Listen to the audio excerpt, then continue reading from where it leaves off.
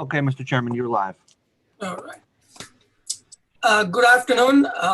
I'd like to call the Town of Rocky Hill Planning and Zoning Commission Zoom remote meeting of August 19th, 2020 to order.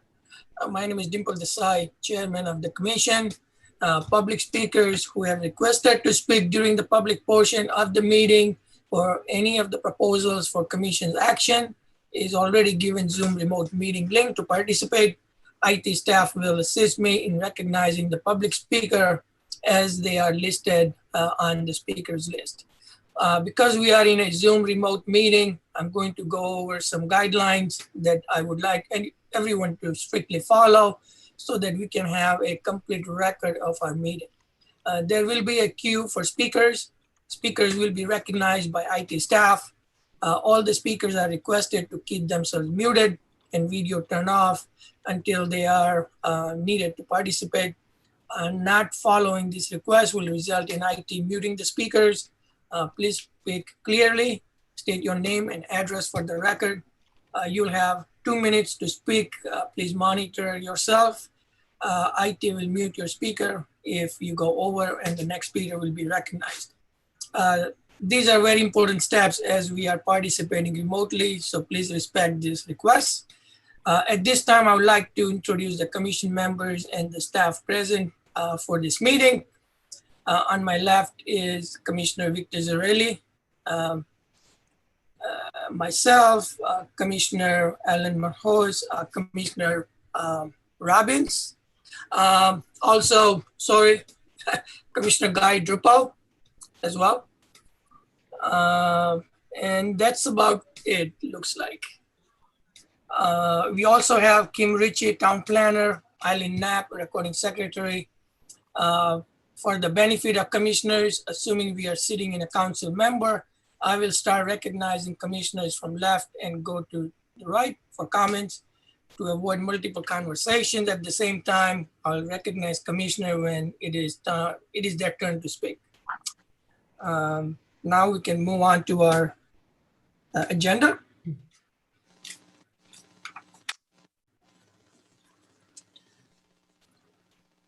It's the continuation of the public hearing from July 15, 2020. That's me, right? Yep. Okay. Item A, special permit application site plan 150 Dividend Road LLC proposing to construct a previously approved 1,600 square foot addition to an existing building and to construct 5 additional buildings, 30,750 square feet, and associated site improvements for use as contractors' buildings for property located at 150 Dividend Road in the BP1 Business Park Zoning District, ID 14-153.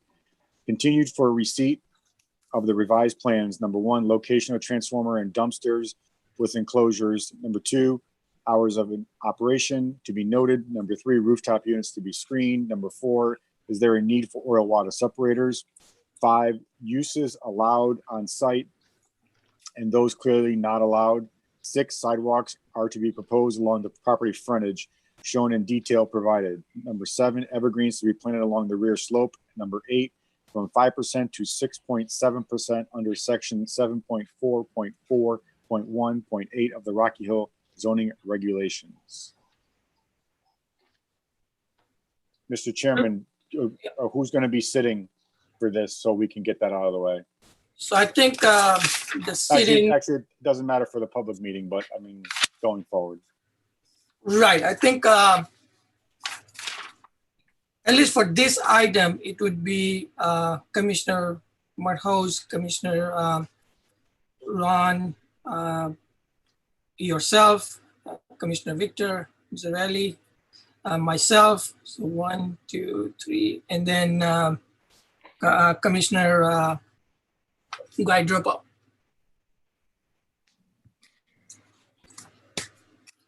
So do we have the presenter? Yes. For this proposal? Yes, for the record, my name is Jim Cassidy. I'm with the engineering firm Halsey, Pearson and Cassidy. Last month, we presented the revised plans for 150 Dividend Road. They got completed shortly before your meeting. So you asked us to submit them to staff for the review. Per your agenda, there were 7 items that you wanted us to address. Those were addressed on the plans. If I can just share my screen for a second here.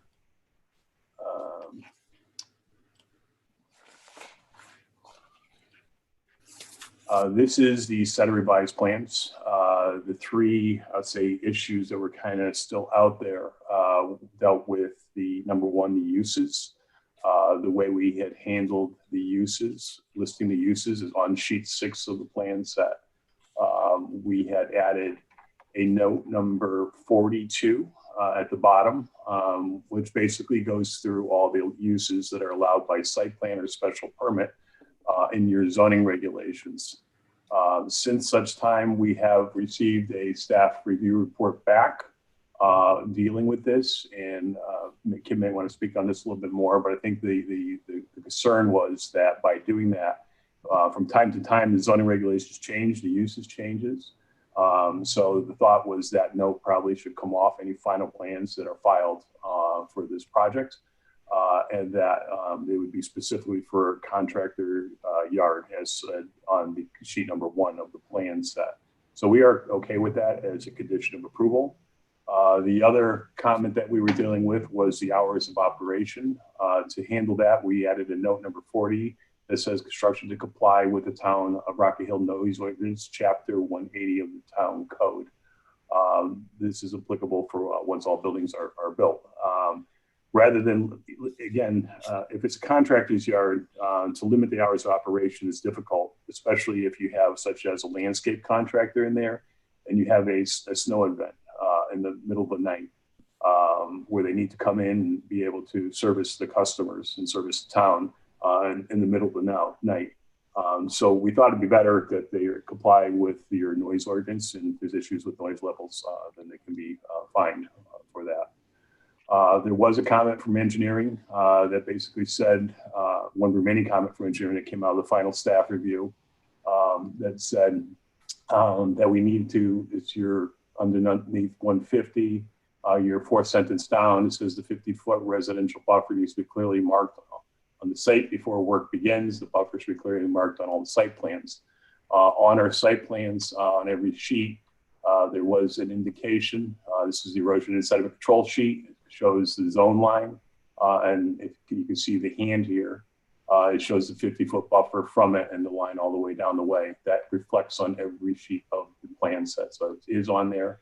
In addition to on sheet number 6, once again, under the notes section, note number 41, it says a 50-foot residential buffer shall be demarcated permanent markers visible for equipment operators prior to the construction until a CO is issued. So that note was added to the plan too. I think the only outstanding comment that we are still struggling with, or the applicant's still struggling with, is the sidewalks along, the sidewalks along Dividend Road. I just pulled up a copy of the site plan that was submitted. As we presented last month, there are no sidewalks along Dividend Road except for a sidewalk that comes out from Rachel Drive to the intersection. If I go all the way to the north, the next sidewalk, is all the way up at Pratt Street. So there's no sidewalks in this area. So the applicant would prefer not to put a sidewalk in. That's basically going to go to nowhere at this point. So I believe that was the 3 remaining issues we were dealing with. And that at this point, I will conclude my presentation and gladly answer any questions you may have. All right, thank you. Do we have anybody in the public who would like to speak? Info, I do have a staff report if you want to go through that. All right. The commission should have received it in the packet. Concerning 150 Dividend Road, the revised plans were submitted at the virtual meeting. We received them. The building department commented that all exterior lighting fixtures to be full cutoff. Central Connecticut Health District had no comments. Jim Cassidy did refer to the staff report, the 50-foot residential buffer to be clearly marked. The uses issue, I know this came up at the last meeting. I think that would do a disservice to the applicant as well as staff and the commission if you were to list the uses now. That could raise nightmares later when we have new regulations. Once we amend the zoning regs, if we change any of the uses allowed, our plans would not meet the requirements, and then there may need to be a use variance, so that may run into a legal problem in the future. So I think we want to leave well enough alone. If they're proposing contractors yard uses, let them state so on the plan. If they choose to vary that or go against the contractor's yard use, if it's allowable use, they may have to follow a different approval process. But for now, I would leave that alone. The sidewalk issue did come up. There is a section in our regulations, section 7G, G as in girl, that talks about pedestrian and bicycle accommodations, as well as the section that lists the requirements on a site plan, which does address sidewalks may be required by the commission. But section 7G does talk about non-residential development. It does talk about pedestrian accessibility. My thinking is we require sidewalks on a site plan. The ability to waive sidewalks and collect a fee for sidewalks is noted in a town ordinance. That relates to subdivisions of property. This is not a subdivision of property. So that's something for the commission to ponder. All right, thank you, Kim. Mhm. I'll start from on my left, Commissioner Drapo. Any comments?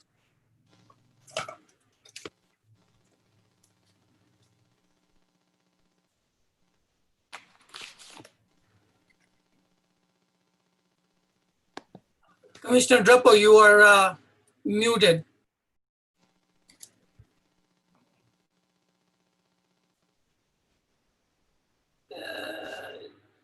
Let me, all right, I'll come back. I'll come back to him later.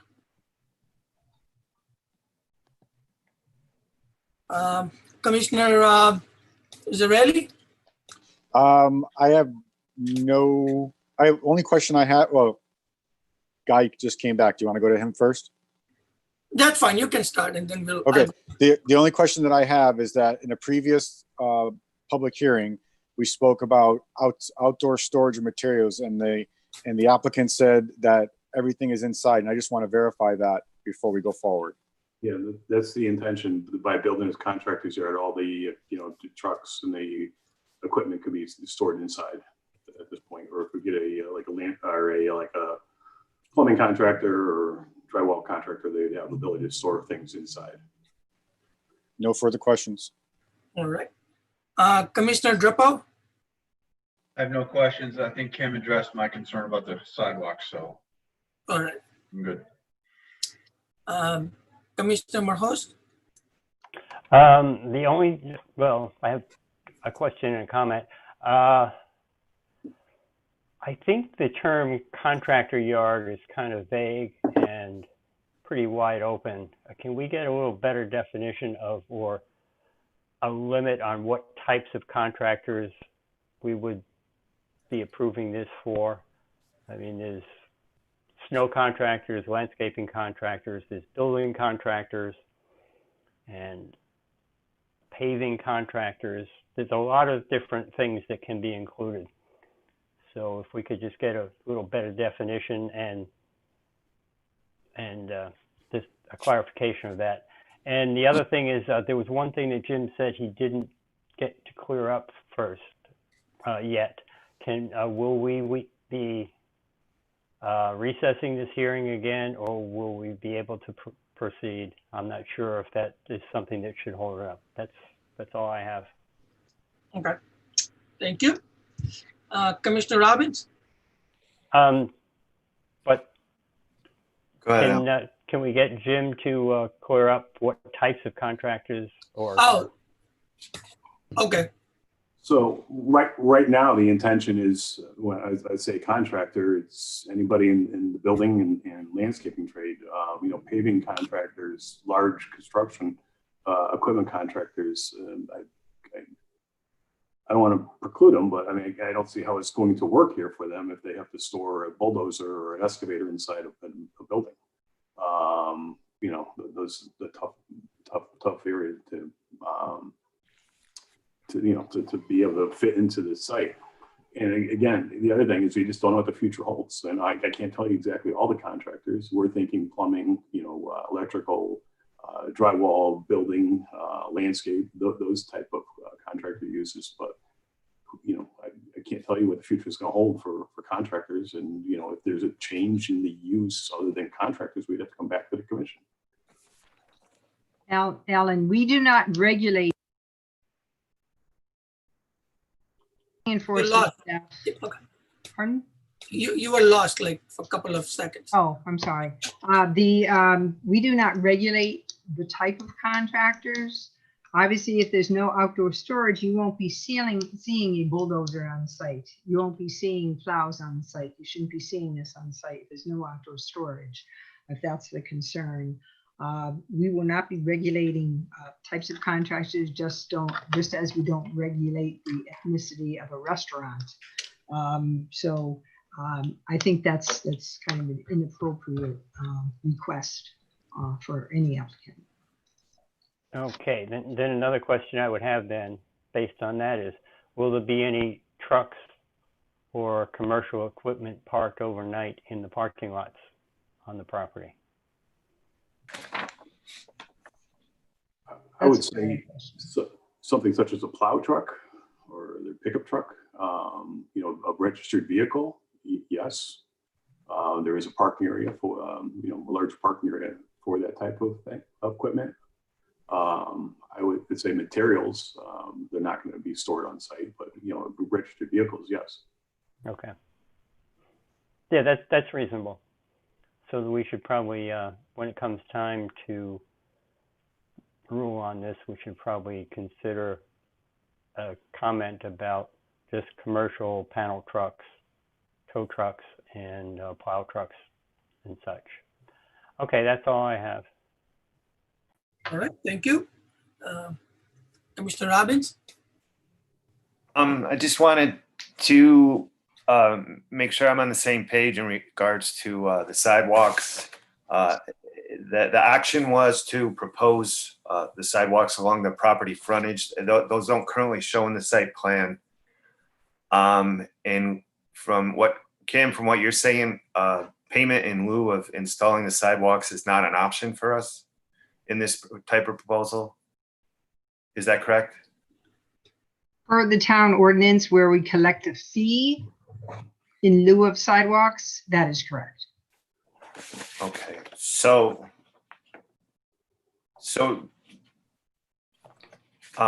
it seems that we need to have a site plan with a sidewalk on it based on that action item. Would that be correct?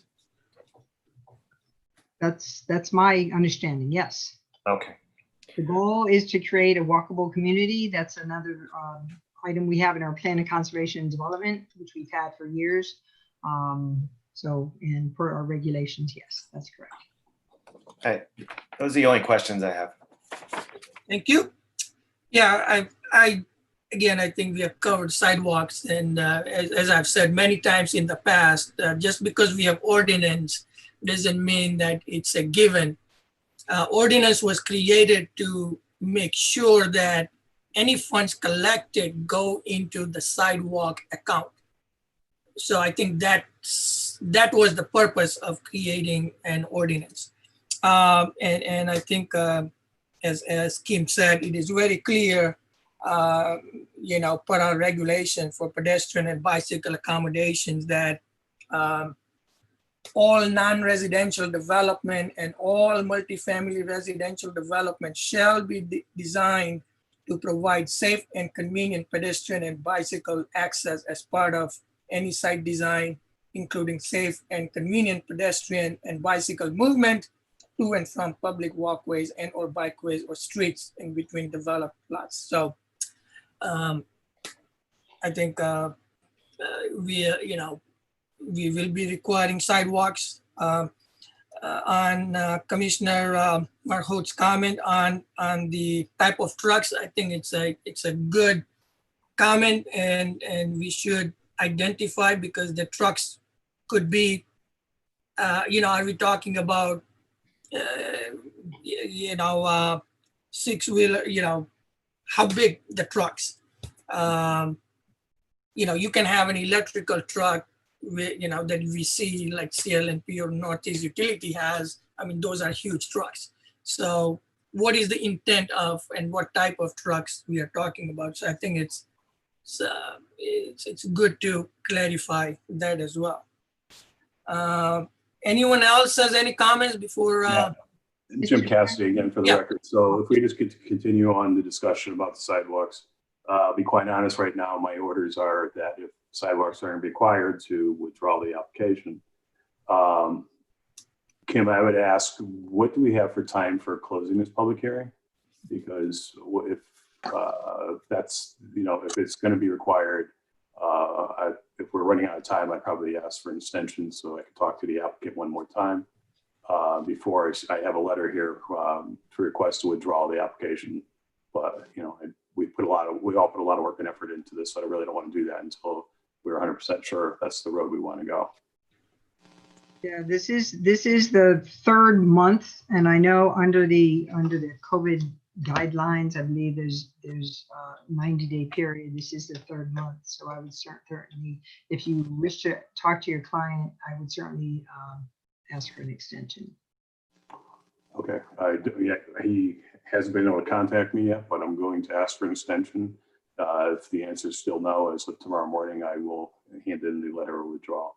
But I will also provide you with a letter requesting an extension. So I'd like to continue this to your next regular meeting.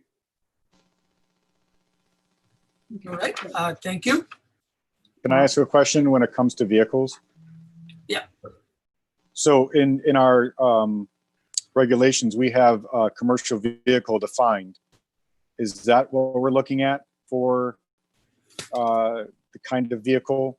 Yes, it'd be commercial. Page 28, if anybody. Okay. I'm just wondering, so we don't need to go to like Class A, Class B, every single kind of truck. We can just go by the definition of a commercial vehicle for this, right? Mr. Chairman, if I Yeah. may. Yeah. Keep in mind, this is a non-residential site. You do regulate commercial vehicles in residential properties. This is a commercial industrial site. It's appropriate that commercial vehicles will be in this location. I don't know how you're going to be regulating it. Obviously, based upon the site and the site constraints with the radii of islands, what have you, the location of buildings, just by the site design, you're going to eliminate several different types of vehicles from being able to access the site or park on the site or maneuver on the site. Keep in mind the zone you're speaking of. And in those zones, you do have commercial vehicles. It's highly irregular to regulate commercial vehicles in this type of zone.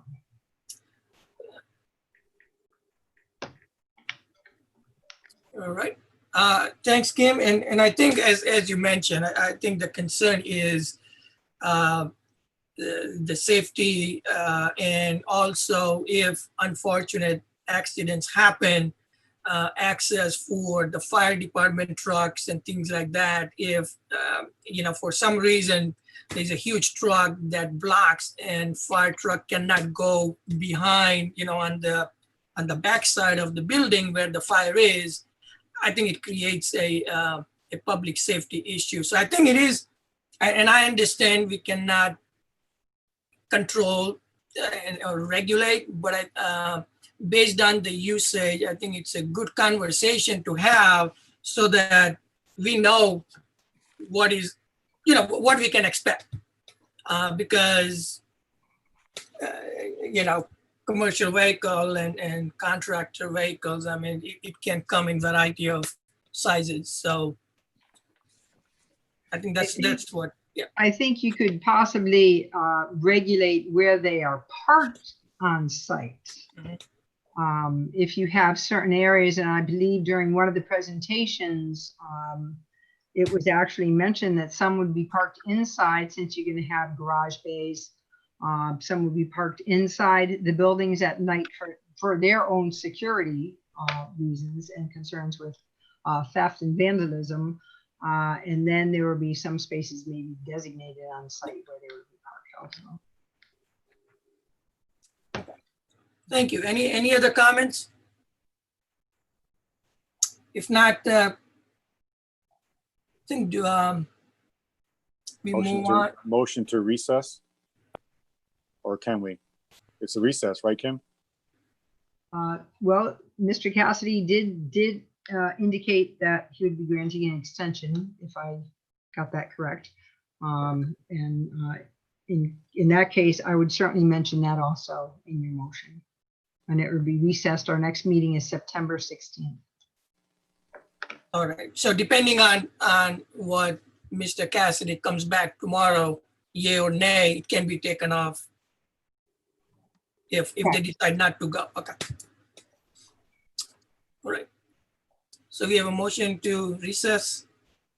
Motion to recess with everything that Kim just said.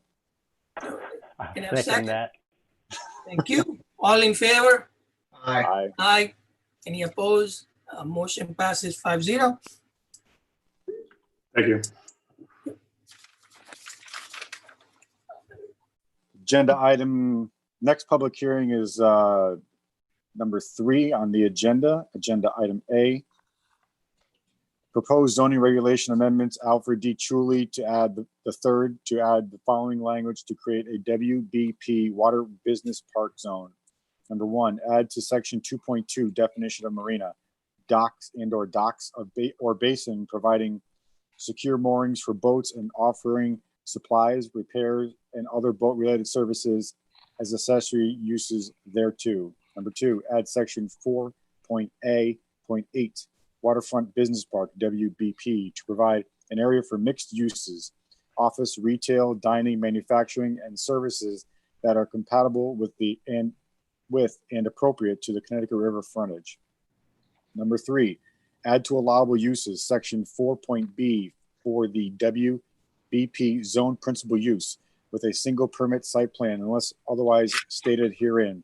Section 4.B.1 residential uses language added for WBP residential use. Section 4.B.2 commercial type uses language add for WBP retail stores in new structures of 10,000 square feet or less in a new structure in new structures exceeding 10,000 square feet, sale of alcoholic beverages in accordance with 6K wholesale commercial.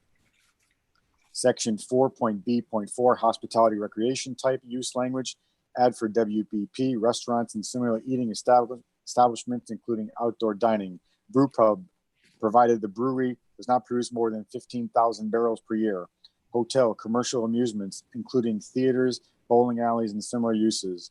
Public and private recreation, section 4.B.7, add to WBP, community buildings center. Section 4.B.8, agricultural type uses, subsections 1 and 2, no permit required for farms, orchard, raising of crops, plant nursery raisings of livestock with special permit site plan for commercial greenhouses.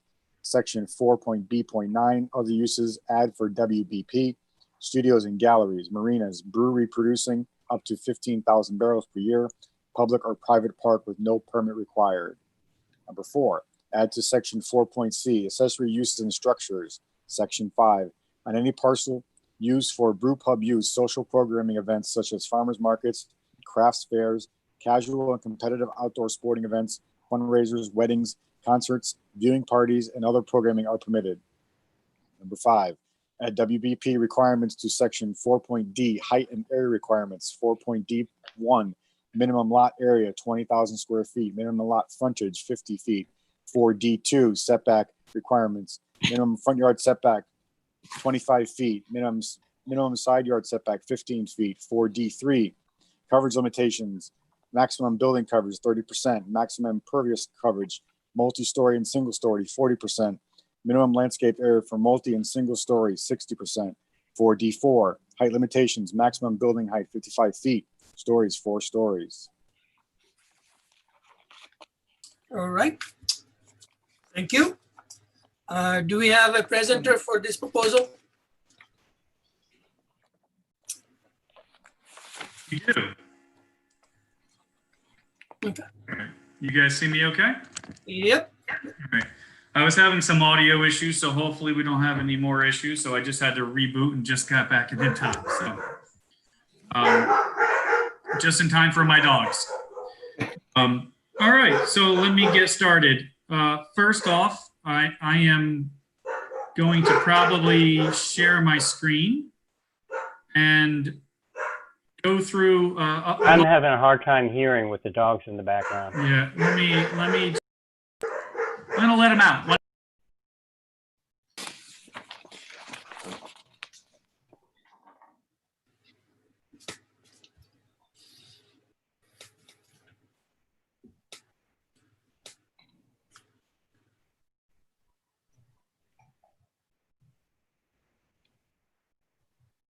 I knew that was going to happen. It always works that way. At least I didn't have a weird name when I logged in too. All right. So if you guys can hear me okay now? Yep. Good deal. All right. So I'm going to share my screen for a few things. A lot of the commission, I guess, has changed. I came in and about a year ago, not quite a year ago, did a pre-app presentation to get some feedback from the commissioners at the time, which quite a few folks have changed out. So I'm going to go through that again, but very quickly because the interest of time, right? So let me share my screen. Again, this is new to me, so we're working on it here. There we go. Okay, so this is a cut down version of the presentation I did, I don't know, about a year ago. And so first and foremost, my name is Micah Kerr. I am the owner of Boondoggle Beers. I am a tenant of ADC Enterprises, where Al Chuli is the principal. I have leased the entirety of what he refers to as Building A. I don't know if that's a town designation, but it is Building A at 45 Evans Road with the intent of opening a brewery, tasting room, and other fun things. So the first step that I'm intending to do is to try to manufacture beer and sell it on site. That's the main reason I'm doing all of this. It's absolutely essential to the survival of my business, but more important to the growth of it. I made up, this is stuff that's a little out of date now, but I'll get to the modern stuff later. I did a little layout. Oh, shoot, I need to go into presentation mode. My apologies. That better? Just a point of order, Mr. Commissioner. This is a request for a new zone. This isn't a site Yes. plan application or pre-application. It's a We're new talking zone, about the zone absolutely. itself. So I think we should limit this hearing to that and not any proposed. It was specific recommended to me to possible give you business guys a here. little background, and that's so I can skip past this. That's not a big deal. But last time when I presented, my understanding is that folks weren't entirely sure what I was here for. So this will literally take 3 minutes if you'll allow it. Yeah, I think that's fine. Just not too much, and 2 minutes, 3 minutes is good. Just give some. Yep. Okay. All right. So as you can see here, this is what the property kind of looks like now. This here, if you can see my cursor, is the building that I'll be occupying. And we're not looking to change anything in the other building over there. I did a few drawings. It's lovely. The second phase I want to do is to take advantage of the view, and that's when I start putting things out towards the water. As you guys are aware, as a waterfront property in Rocky Hill, we're not doing enough with it right now, right? So what I'm trying to do is to come in here and take a property that's been well underused for many years and really maximize its value, which based on what we're here for, the zoning regs, really fits well into the 4 requirements to be considered by a commission. And it will enhance the community's health and well-being. There will be activities along the riverfront. People will be able to be socializing outside, especially in this time of COVID. And we will also be increasing tax values, property values, which I think is very useful. and hopefully drawing other interest to the town. Obviously, you guys are aware this property is a dock, and which is why I just put that in there. We're going to be expanding the dock. A little later, I'll do more expanding on food and, through things like this, and just wanted to get an idea of what we're looking for. I do want to, from there, I know I'm going to be hosting weddings, whether I lean into it or not. So I'm going to try to prepare a better area for hosting weddings over on the south side of the property. As you can see, you can do things on a dock, right? And then hosting farmers markets, potentially opening a hotel and a marina. Really want to make a point to enhance and activate the waterfront. So that's just to recap. That generally, I think the commission was fairly supportive of what I was looking to do, except obviously I expressed what I was looking to do for the next 20 years, and that was a bit much. So coming back to you today after our last meeting, because when we last got together, and I'm going to share today's presentation, which again, I will endeavor to be pretty quick on. So let me share this. Oh, sorry. You see that? Yep. Okay, so we're here today because at the last meeting, we came and presented to you guys what we thought would be appropriate for the waterfront zone. And part of that is because we had some miscommunications with the staff, and I suppose that just happens, and when there's new commissioners, there's always difference of opinions. So what we thought was we were trying to identify what would be best on a waterfront property, not necessarily for what we're planning on doing, but really what would be best for the town to increase tax rolls and activate the land. So based on that meeting, we were trying to achieve the goals of POCD, but we were rejected for 3 reasons based on what we heard. One, and this is while we were in the meeting, we heard about spot zoning, we heard about traffic and access, and the primary complaint or concern was the need for more focus. So I'm here to address those issues at this time. So first things first, I'm going to get into the spot zoning and the traffic, because I believe that they're the simplest things, because they're not inherently relevant to this project.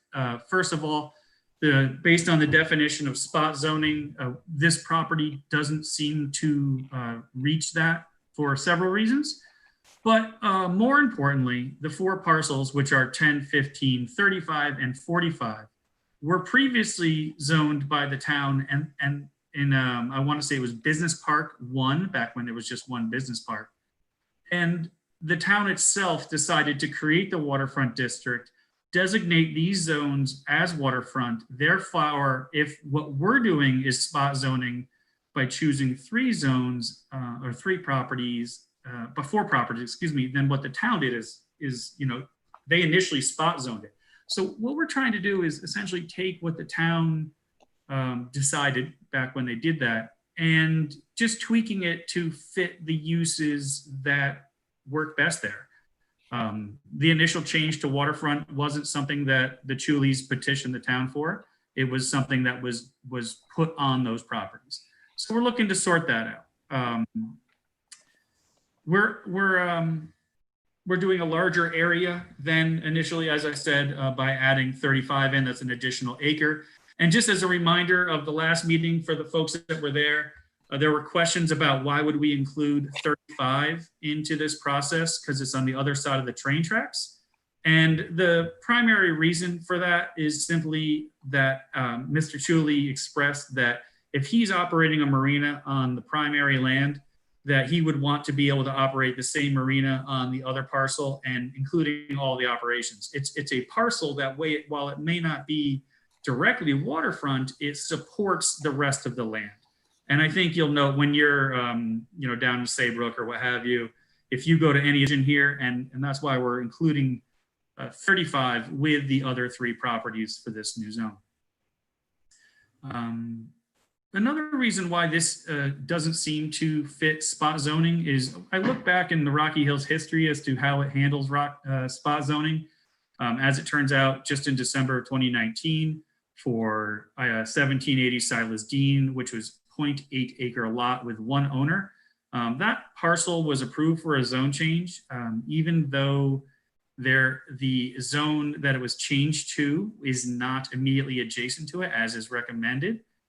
It was done so because the zone changes that the town did, again, from the same rewrite of the town zoning code, effectively made it so 1780 Silas Dean could no longer have a drive-through. So what we're doing is no different than that, in that we're trying to essentially adjust or fix or revert on a specific level some of the changes that the overall broad strokes that the town made in the past.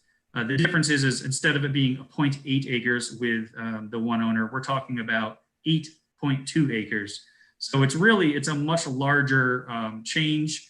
And the other difference is that our specific parcels were spot zoned or selected by the town to become waterfront at one point. And the other final thing is we're really looking to restore the previously allowed uses within that zone. The Chulies have no issue with the waterfront zone. I think a lot of people are excited about what that means. But now we're at a point where we're trying to execute those intents, right? We're trying to turn the Connecticut River, which was a heavily polluted industrial river, into something that we as people can appreciate rather than shipping companies and oil tankers, right? So by restoring the previously allowed uses in the waterfront zone, we are hopefully going to be able to succeed at that. Those uses include the removal of the restaurant use, which happened just about a year and a half ago. I have it written down here somewhere. But the northern bit of the waterfront zone by the ferry, there was a resident there who felt that there were too many restaurants in the area because at the time there was one operating and two approved in the area. And therefore, after significant communication with the board, the prior commission, I should say, the commission opted to remove restaurant use from all waterfront districts, even though our properties are over half a mile away from that residential area. And in fact, the Evans Road properties are over 1,000 feet away from the nearest residential dwelling, which is 21 Evans Road. So in that front, it just starts to look like I don't believe that to be a major conflict, but I'm open to further discussion. I have a great deal more information if it needs to, if we have to go deeper into the weeds there, but just wanted to address the commissioner's concerns as they brought them up, and hopefully that bit of information there does so. Moving on to traffic, and I'll add the word access. So there was a point of concern from the owner of, I believe. If I may, I don't know if I can. I just want to make sure that we stick to that application. While that certainly does provide historical information, I want it to be clear. This is a new application, just so everyone's aware. Yeah, no, I'm providing the context as to why I don't believe this to be spot zoning, and based on historical decisions made by the town of Rocky Hill, and specifically restoring the uses of a zone that was done by the commission on properties that the owner never applied to do. I think that's relevant, but if it's not, I'm certainly open to discussing. No, I just want to keep this application separate from what happened in a previous application you just applied for recently. That's all. I just want to make sure this is new, and this will, I mean, certainly you can refer back to and what you're doing with these three items. That's fine. I just want to make sure that Kim, are that you saying, record cannot be part of this record. Are you, okay, are you saying in reference to our prior appearance here? Or- That application for the zoning text amendment and the zoning map amendment, that record and is from that application. So, Oh. so if you say something, you can't just refer back to that meeting without any detail. You need the detail as well. I just want to make sure you're aware of that, and you seem to be based upon what you're saying. I just wanted to state that on the record so it's people know. Okay.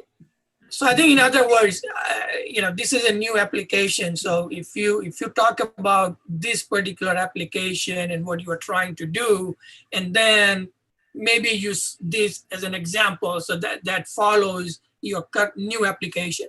So you don't have to refer back to the last application all the time because it's totally separate. No problem. I wanted to get these, I'll say the heard objections out of the way up front. So no problem. I'll skip forward and we can come back to this. No, that's fine. Well, I think I Mr. skipped Chairman? forward, should I not? Mr. Yeah, Chairman, I think we should be talking about the specifics of this application, not addressing the shortcomings of the previous one. You have BP1, BP2, and waterfront. So I used a few black lines just to enhance the lines that exist on the current map. The colors don't quite match it, but those are the property lines on the map. This is the 1 acre at 35, and then you've got, I want to say this one's 15, and this is 45, and this is 10. So as you can see, it's its own little island out here in zones, but the southern waterfront area is very different from the northern waterfront area. And that is because of the lack of residential conflicts, if you will. This is a high intensity use with the entire area is surrounded by storage uses. I would assume there's light manufacturing and distribution uses. So that's the entire area is currently set to that use. And then of course there's the business park to the south on the old Whitney property, which has a litany of uses.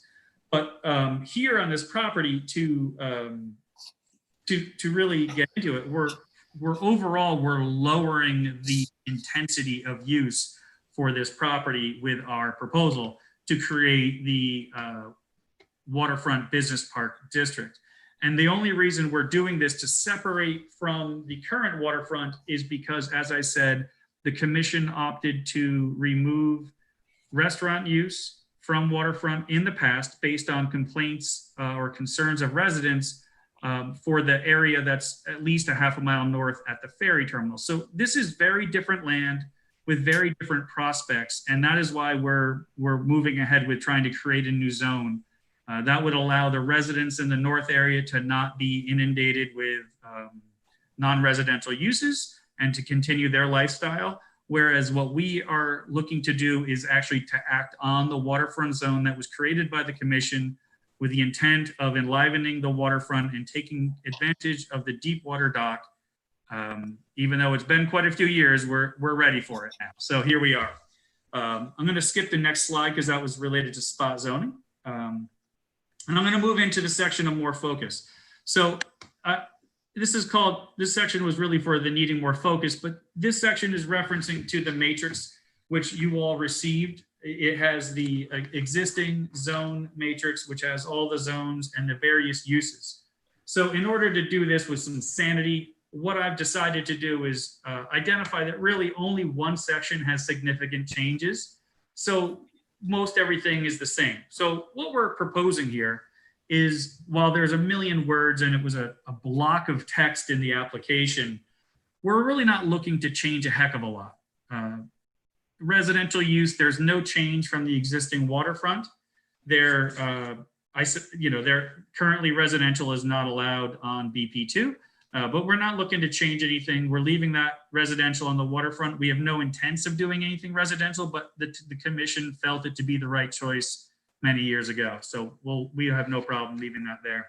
As we get into commercial type uses, you can see that we're eliminating personal service uses from the waterfront area in our new zone, because the waterfront area isn't really the place where you would put a nail salon or a tanning salon or a hairstylist, it's to be taking advantage of the view. And those are activities that you would really want more in a town center. And I think since the town is looking to try to develop a town center, that you really don't want to encourage those uses outside of those areas. You know, you want to create that nice walkable street on Glastonbury Avenue area.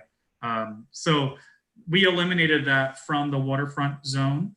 Additionally, we eliminated the medical marijuana from the BP2, which again, that's number 35. So that we just reduced those commercial uses. Otherwise, we mirrored the waterfront. So, you know, retail is an option. And I keep retail because as a brewery, I sell beer out of my location. Sale of alcoholic beverages, I think that makes a lot of sense when you're selling beer. And then wholesale commercial, because I distribute my beer to restaurants and bars around the county and the state. And therefore, those are all uses I'm currently involved in. And if at any time I might need to separate that use from my primary business, it would then be a zoning challenge. And it's just best, since they're already there, to keep them there. Moving forward, automotive uses have been completely eliminated. Hospitality is the primary area of change. So I'm going to address that in detail next. So I'm going to skip past that for right now. Continuing on, for office uses, we have, there's really no change on the waterfront here. The waterfront district is designed to have some office uses constructed on it, but the research and development type uses, which are allowed in the BP2, and I think they're just special permit only. They don't need or site plan approval only. They don't need a special permit. But we've eliminated those because we're looking again to enliven the waterfront, not put a sterile lab on the edge of the water. I don't think there's plenty of places in town we'd rather put that, you know? Moving on to technology, waterfront district has no uses there, and we continue that even though the business park too. So we're giving up all those 6 different uses on 35 Evans Road. And then institutional type uses, all of these are eliminated except for community buildings. And I left that there in case the town felt the need to at some point build some kind of community building on the property, or if the waterfront area is expanded by including other zones by other property owners.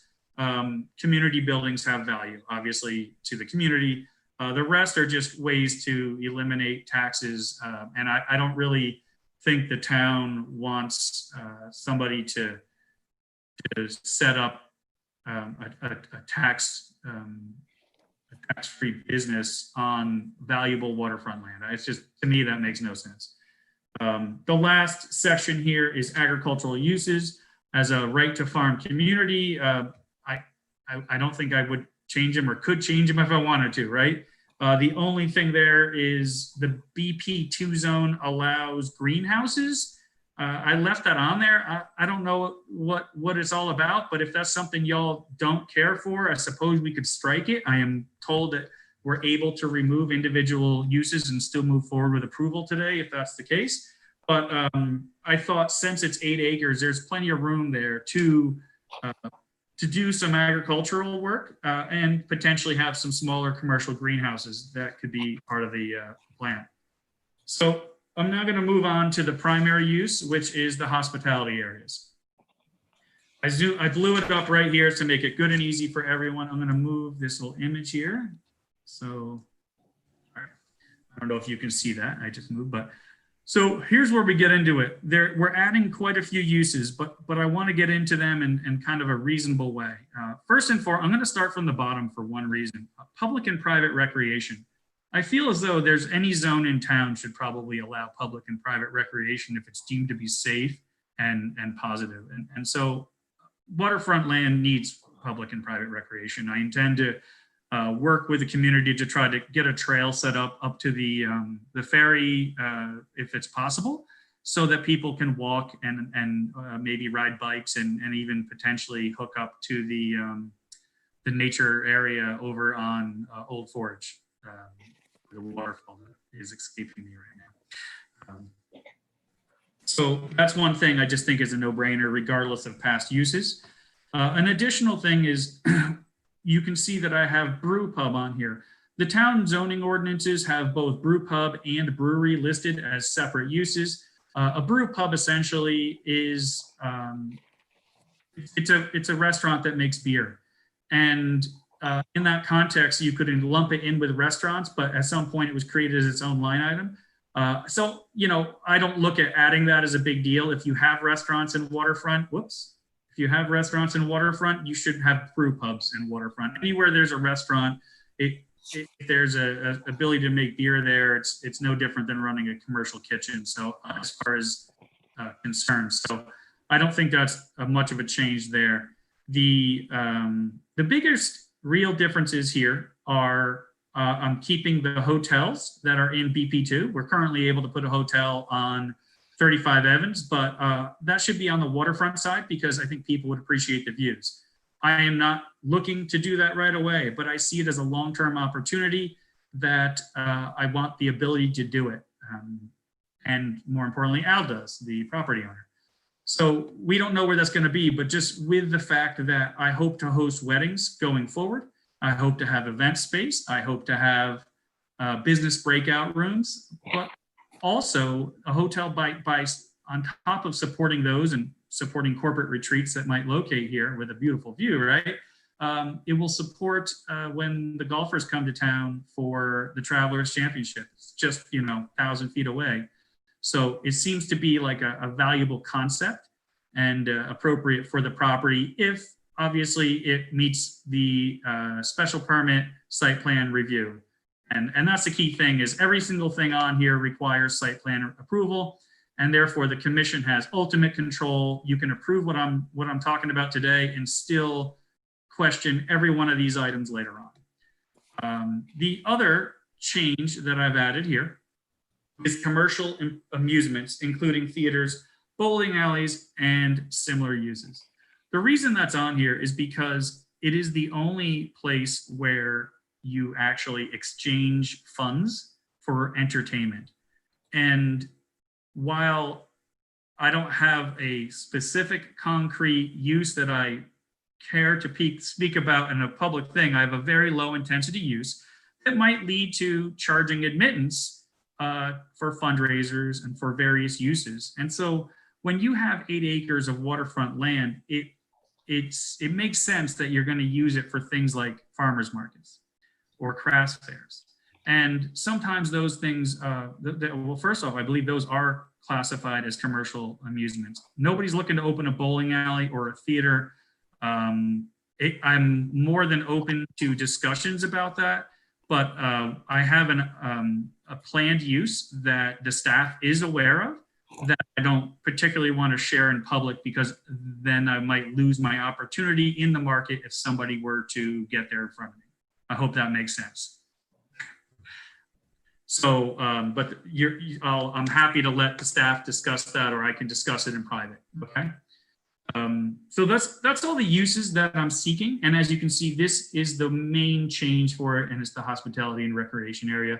But what makes the most sense on waterfront? Hospitality and recreation. It's why this zone was created, right? So what'll this allow us to do? It's going to allow us to do what I intend to do. I intend to open a brewery and brew pub in Building A. I intend to have limited food options as is required by law, and I intend to have a full bar, not just beer. I'm going to operate a full service restaurant in the future. I will host weddings, business meetings, events such as farmers markets. There you go. Long term, I envision a hotel and marina. I say long term because those are capital intensive developments, and it might take a minute to sort that out, right?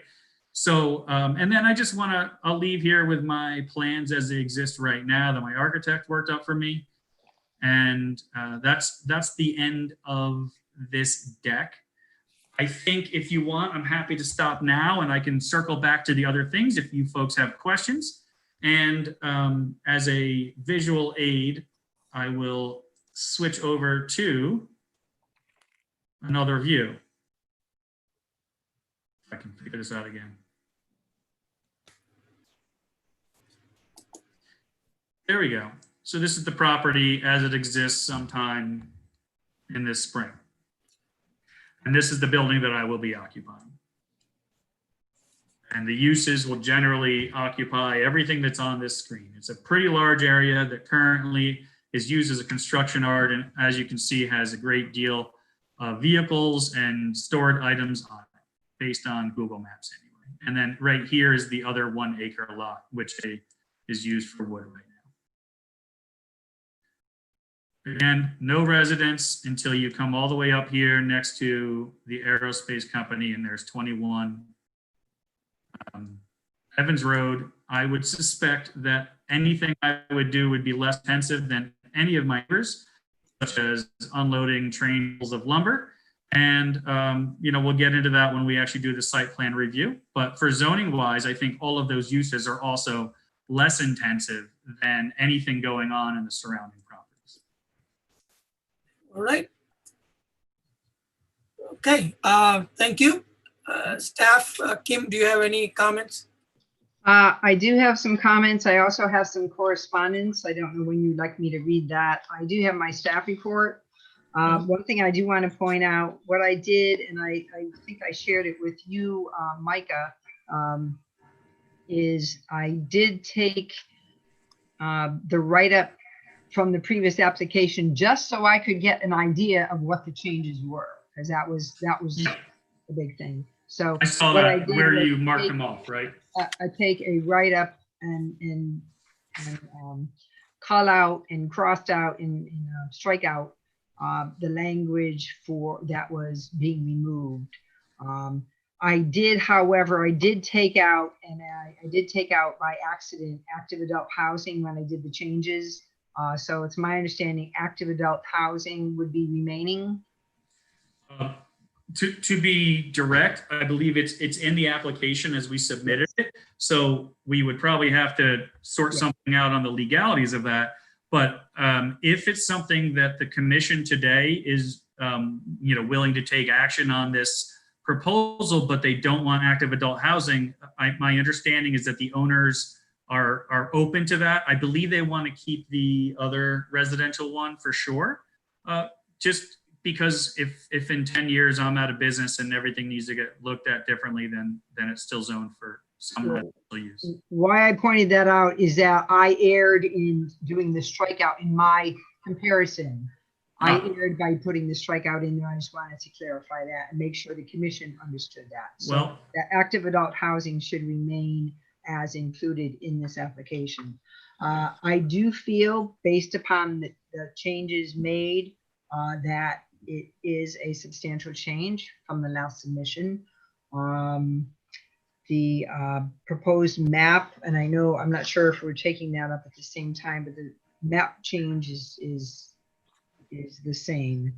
And I want to thank Commissioner Morthorst for pointing out to me there was an error that I made in the legal notice, or the town made, concerning lot numbers. The intent was the same, but the typing of the lot numbers was incorrect initially, and that was changed. So that is correct. So, but I do feel that it is a substantial change from the previous application. And we as staff did meet, myself and Ray Carpentino, Director of Economic Development. We did meet with Micah Kerr, the applicant, acting on behalf of Alfred Chuli III, shortly after the last decision. All right. Thank you. I would like to open the public hearing to the public if we have any speakers lined up. And I believe we do have one. would you like me to stop sharing my screen? Is there? No, that's fine. It's there. Okay. Hello? Yep. Is this Alan White? Yes, this is Alan White. I own Rock Realty that has 28 Evans Road, and I would say goes all the way to 40 Evans Road. And I did a correspondence last time regarding concern of residential in the area. with. For the record, can you just say your name and your address, please? Sure. My name is Alan White. I live at 49 Boulder Drive in Rocky Hill, Connecticut. And I also own abutting properties to what we're talking about at 40 Evans Road and 28 Evans Road. Thank you. Right. Just our concern of being our terminal's been there since 55 and been hauling petroleum products there since, since my grandfather bought that property. Just concern of residential being at the on the what we're talking about here. The other part is just I hear about weddings, so I worry about cars parking on Evans Road, or also the other part, because it's about traffic and access, but also you have a railroad bridge that can only fit, possibly its width is very narrow, it can only fit one car at a time, and its height is limited too for vehicles to get down there too.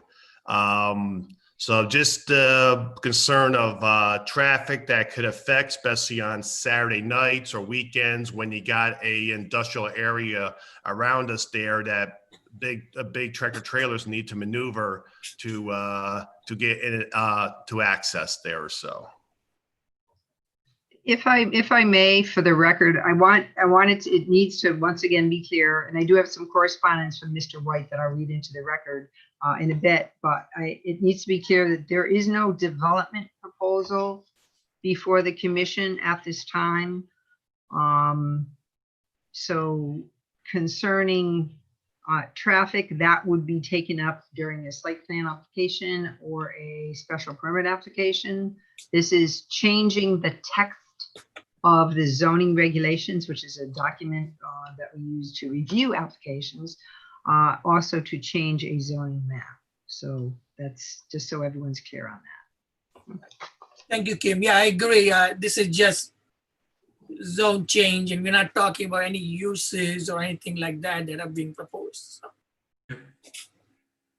I appreciate you saying that, Kim. I just heard Micah mentioning traffic and access earlier, and then it kind of, I didn't get to hear what he wanted to say about it there. So that's why I kind of spoke up on my part right there. Yeah. If I will now. Yeah, Micah, please let the speaker, address, and then we'll go. So, but I think Kim said we are talking about the zone change. So, we'll keep the impacts of the development at a later stage. Thank you. And that was my error also, Mr. White. You, I believe, sent a letter in last time, and one of the commissioners also had mentioned traffic during our last presentation. And so in my effort to address the concerns I heard, I went kind of waded into that a little too quickly and too enthusiastically. So we can discuss that obviously when the SBA comes up, and I'll happily tell you the full details of the plan then. So. Thank you. Go ahead, Mr. White. I'm all set with my comments. Thank you. All right, thank you. Anyone else in the public who would like to talk about this proposal? Seeing none, I will start from my left. Commissioner Drapeau. Hi there. I was just wondering, have you given any consideration to doing an application to the Zoning Board of Appeals before you do something as drastic as a zone change?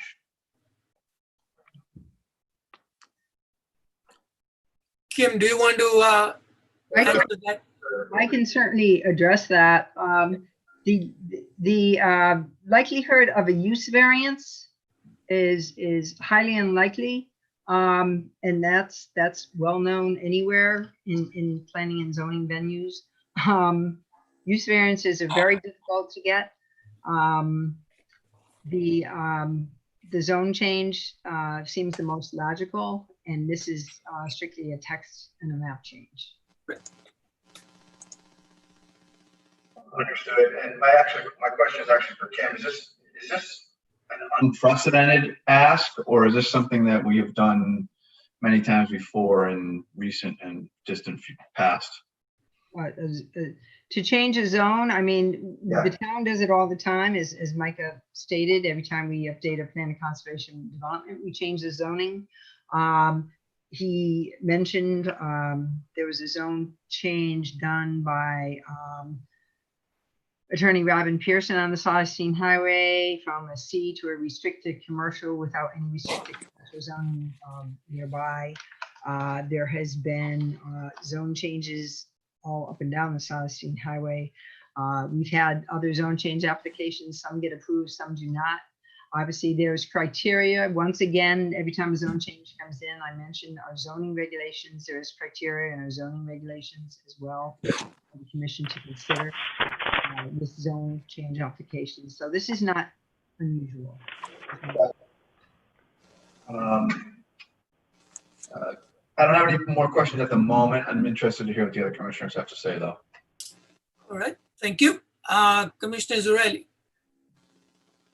I have no comments right now, but I would like to come back and let everybody else get a shot. All right, thank you. Commissioner Morhost. I was going to do the same thing, you guys. I have a couple of comments.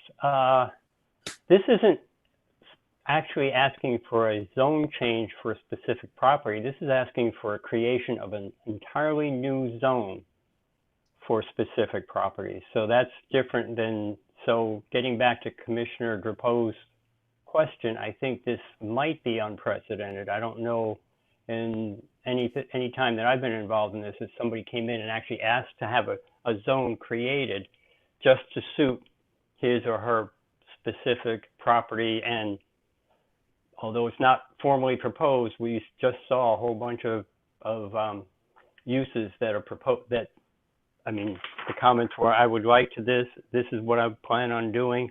I'm not looking to do that right away. So this is a lot different than just a zone change like we did with that bank building up on the Celestine so they could have a drive-through. But the comments, another comment I have is on your slide that says needs more focus. You have a couple of bullet points where you actually say, like for a 4B6, eliminating 6 separate uses from number 35. So this is an application to create a zone for 4 specific properties, but you're looking for different uses and different properties within this new zone. So you're really looking for 2 zones. No. Well, if you, now, let me, okay, I'm sorry. Yeah, I apologize so this is my fault again. As when I began this, you might recall I was trying to show the changes from the past presentation. And so the wording is not inherently directed to say, we are proposing to do this. It's saying, you guys asked for more focus. These are the things we're eliminating. So for that, I apologize. What it is our properties all told represent 2 different zones currently. So we have both business part 2 and waterfront zone properties. And if you recall, I think you were in the last meeting, it was questioned as to why Mr. Chuli would want to change all the zones. And when he spoke, everyone seemed to, I think, agree that it made sense to incorporate them all into the same zoning use. And so that's when I write that we're eliminating personal services from the waterfront zone and we're eliminating medical marijuana from property 35, the waterfront area and property 35. So what it's saying is that when you amalgamate them together, we're creating a more appropriate zone for an area that is intended to be for hospitality waterfront type uses surrounded by industrial property, as opposed to the other waterfront zone, the original waterfront zone, which is surrounded by residential. Does that help? And I apologize for your... So that all 4 properties will have the same list of uses. Correct. Okay. And just a little specifics. You're talking about enhancing the waterfront, and then in bullet number 3, you're talking about raising crops and plant nursery and raising livestock. How does that enhance the waterfront? So first and foremost, Rocky Hill is a right to farm community, which is, I believe, a federal designation with the Department of Agriculture, and therefore the town receives funding just like as a Tree City USA town. So I don't choose those. You guys can, if you want me to have no ability to farm, I'm fine with that. Those uses are designated as something that, as a past, I'm trying to find that slide and I apologize. As a past agricultural community, I guess it's, as a past agricultural community, a historically agricultural community, the goal is to preserve those uses on all land within the community. So that's not me, that's the town's plan to conservation development, so. Okay. Kim, do we have any other zones like residential, R40, R20 that actually gets into raising crops and livestock? All of our, just so Other than you chickens? know, in our regulations, we do have, Micah is correct as far as, except for the town center zone, the regional commercial zone, commercial office park, BP1, BP2, and waterfront, the raising of livestock and farms are no permit required. So that's how it is. The right to That's a farm. permitted use in those zones. Yes, Okay. yes, same thing in R20 and R40. No permit required. Micah is correct. We are a right to farm community. It would be inappropriate to remove that from this. I just wanted a clarification.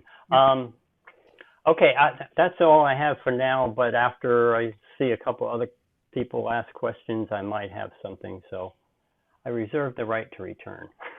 All right, it for thank me. you. Commissioner Robbins. I'm just recalling from the zoning map that on the map we have waterfront 1 and waterfront 2. Just like we have BP1 and BP2, and BP1 and BP2 have different uses. But I do see that we only have one waterfront district with the uses, which makes me wonder why we didn't have a W1 and a W2 in the table. But anyways, because at this point we're coming up with a new zone that looks like a hybrid. And because we never did call out a W2 as being any different than W1 other than on the map, that's why we're here today talking about this. But these are two distinctly different properties with different characteristics. I'm just wondering though about the greenhouse, commercial greenhouse is just, I'm not sure that we don't have that for the other waterfront. I'm not sure. I mean, again, you would have to go for special permits. So I just don't see that it's going to help us get towards the goal of enhancing the waterfront by putting in a commercial greenhouse. So that's just one concern, but the other concern, I guess, is just with that orphan parcel that's not waterfront, that's in a BP2 use. There's still a number of things you can do with that parcel. You know, just a little that it just kind of, it just is segmented and just standing there alone. I'm just wondering if that's so critical to the proposal.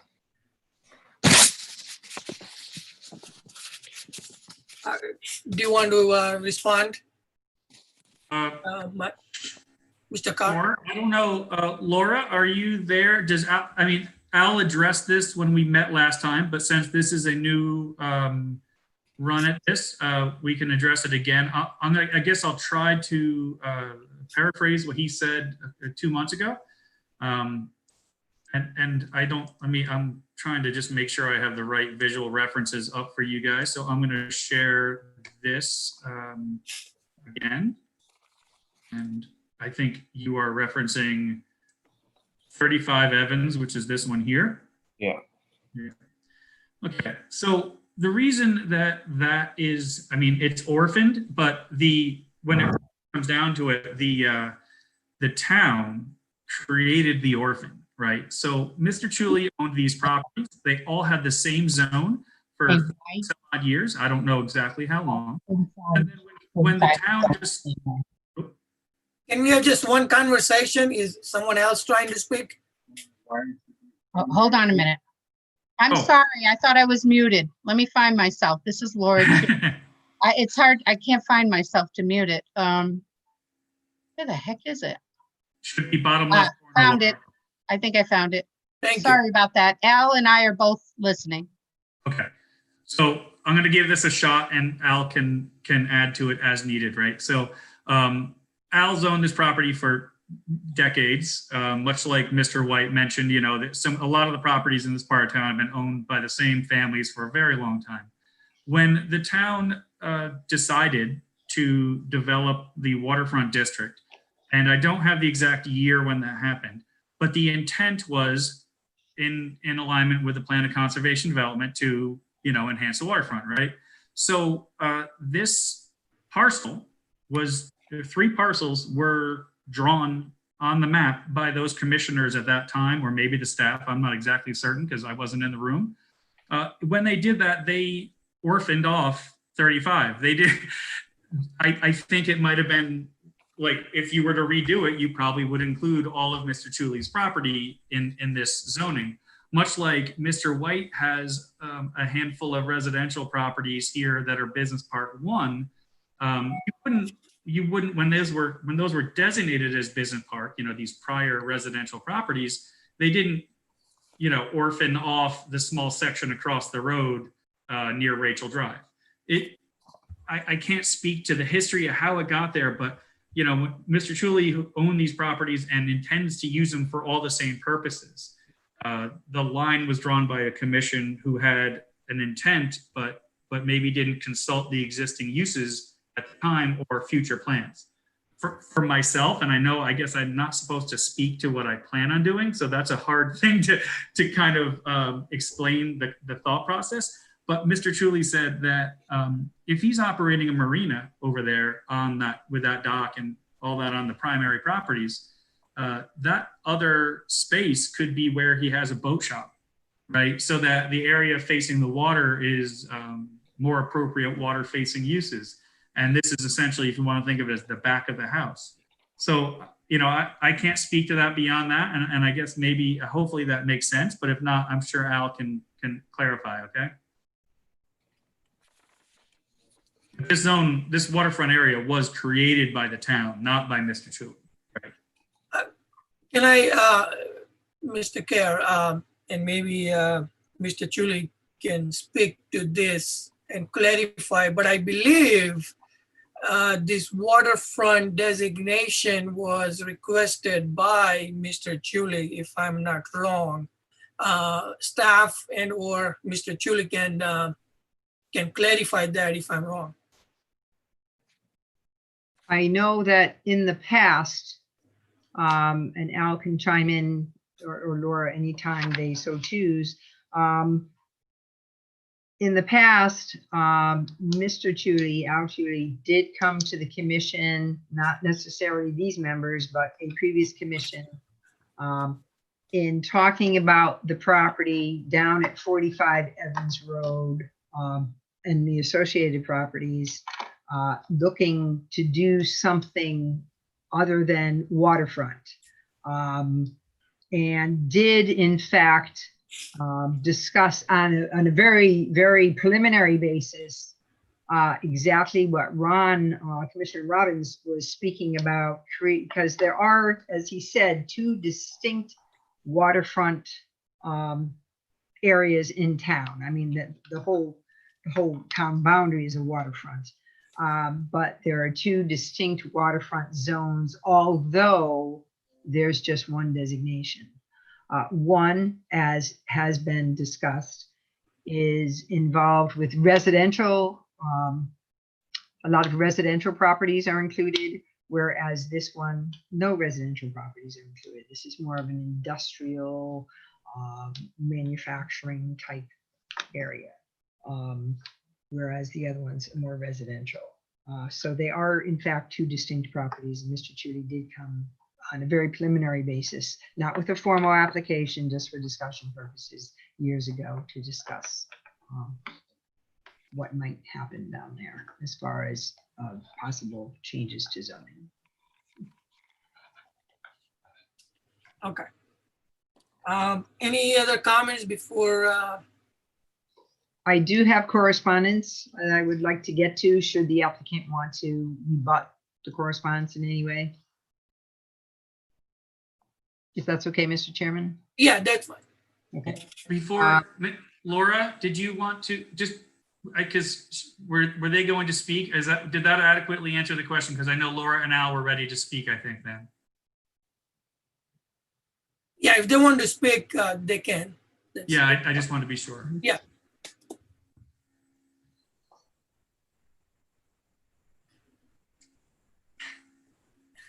Maybe not. I don't know. I can continue with correspondence, and then Yes. if they want to chime in, they certainly can. Because I do think, you know, there may be something they want to adjust concerning the correspondence. I know Mr. Alan White was present to, and he may still be present to address his concerns. I did receive an email from him Monday, August 17th, concerning the text change. My name is Alan White, a member of Rock Realty LLC, a resident of Rocky Hill.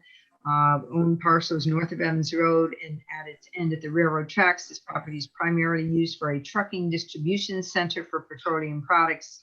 Most of Evans Road is either industrial or commercial. I would not like to see residential added as a use in this neighborhood because it may clash with the existing uses. I also have a letter dated August 6th. It is from the Capital Region Council of Governments. By state statute, there must be a referral to the Regional Planning Agency, and this is their resulting referral. It does include the map amendment as well as the text amendment. So this will cover both. Receipt is hereby acknowledged. The comment, the staff of the Regional Planning Commission of the Capital Region Council of Governments has reviewed this zoning referral and finds no apparent conflict with regional plans and policies or the concerns of neighboring towns. Staff encourages the appropriate use of property in proximity to the Connecticut River to take advantage of the river as a resource and amenity, but also encourages regulations that support the regional goal to grow and develop in harmony with natural resources.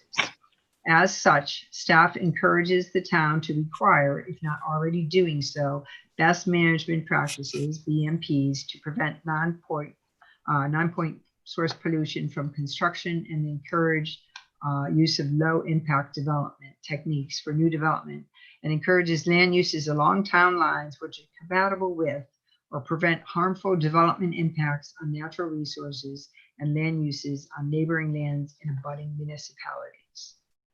It is signed by Caitlin Palmer, Senior Community Development Planner. All right. Thank you. Anyone else, Mr. or Mrs. Chulo, you want to speak, or you're what's that? I received a text from Laura Chuli saying that they're having some audio issues, but they're okay not speaking. Okay, thank you. Just as long as that, you know, what it's Al wants all the four properties done. That's what I'm proposing. So. Okay, thank you. Yeah, I'll give my comments. I know other commissioners will follow. I think I did look at and compare, you know, the old application with this new application, and I agree this is substantially, you know, there's a substantial change. I believe based on BP2 and BP1 and this particular waterfront sandwich in between, it looks like, I mean, this can be, I understand why applicant is coming to the commission and trying to add in some of the, BP2 uses. In my opinion, I don't believe it's too much different in terms of what is allowed by this BP1 and BP2. If it was like totally different, that was not within these two, I would say it's like we are creating something special, for the zone. But I believe as far as, they're within those two, and as I said, because they're sandwiched and they're right between two zones, I think it, I can understand why the applicant has come to the commission, and also by eliminating some of the uses right from beginning, I believe it clarifies that probably we are not going to have like a marijuana industry there, for example. So I think it's a good thing to eliminate as many uses as commission feels based on the POCD and based on the regulations. I believe the public-private partner or recreation, I think it's a good idea. I mean, we know people always look for waterfront access because it's limited. So that's sounds good.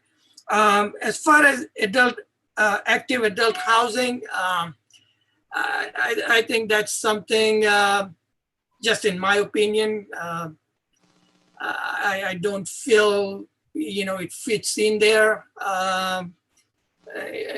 For example, if you don't have any other uses, but, active adult housing, that's like, not fitting in the waterfront, zone. So I think those are my comments based on what I have seen and based on understanding,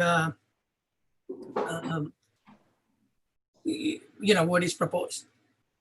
I will open up and maybe I'll go back to on my left and see if Commissioner Drapeau would like to say anything. Yeah.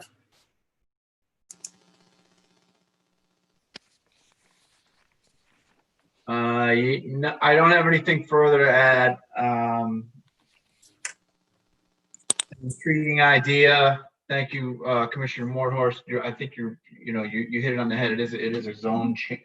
It is a creation of a new zone, which gives me reason to pause initially. But it is a pretty exciting idea from where it stands. And right now, in my mind, I'm just trying to figure out positives and negatives to this idea. So that's where I'm at right now. But thank you very much for your presentation. Thank you. Commissioner Zarelli? I have nothing further. Everything seems to be clear. Thank you for the presentation. Nice job. But actually, a quick question, just for future reference. What's the definition of a barrel? Is it a keg? Oh, did I use that term? I didn't know. No, it's in our regulations, and we say barrels, and I mean it's obviously it's not a can. It's a keg. I mean, what is it? What's the definition of a barrel? It's one of those things that harkens back to the olden days of measurement. So a barrel in that context is called a brewer's barrel, which is 31 gallons because the English used to enjoy weird sizes. So when you get if you think of the classic fraternity house keg that you may or may not be familiar with, that is referred to in the industry as a half barrel because it is 15.5 gallons of beer. So it's a measurement of production that we use in the industry globally so that we know, and incidentally, 15,000 barrels is very small at a brewery such as Two Roads in Stratford is I want to say they're 130, 140,000 barrels. So we're not before I would have to come back to the town, I would have to probably build my own water treatment center. It's significant. So is that a modern day term, barrel, or? Yeah, it's initially ancient, but it's still used consistently today. I report to the state in barrels. We report to the federal government in barrels. So everything regarding the manufacture of malt beverages, AKA beer, is in barrels. Okay, thank you. I have nothing further. Thank you. Commissioner Morhos? I think everything's been covered by me, but I do want to point out that we've gotten into like a hybrid hearing here with discussing things that we should be discussing at the regular agenda item once we get into the regular meeting. We're only supposed to get information on, what the proposal is, but I will say that this has been, I'm all set. Okay. Yeah, I agree. I think it should have been left for the regular meeting. Thank you, Commissioner Robbins. My questions have been answered, and I have a much better understanding now. So thank you. Okay, thanks. Can I have a motion if there is nothing anybody has to question? Motion to close the public hearing. Can I have a second? I'll second that. Thank you. All in favor? Aye. Aye. Any opposed? Motion passes 5-0. Okay, the next public hearing.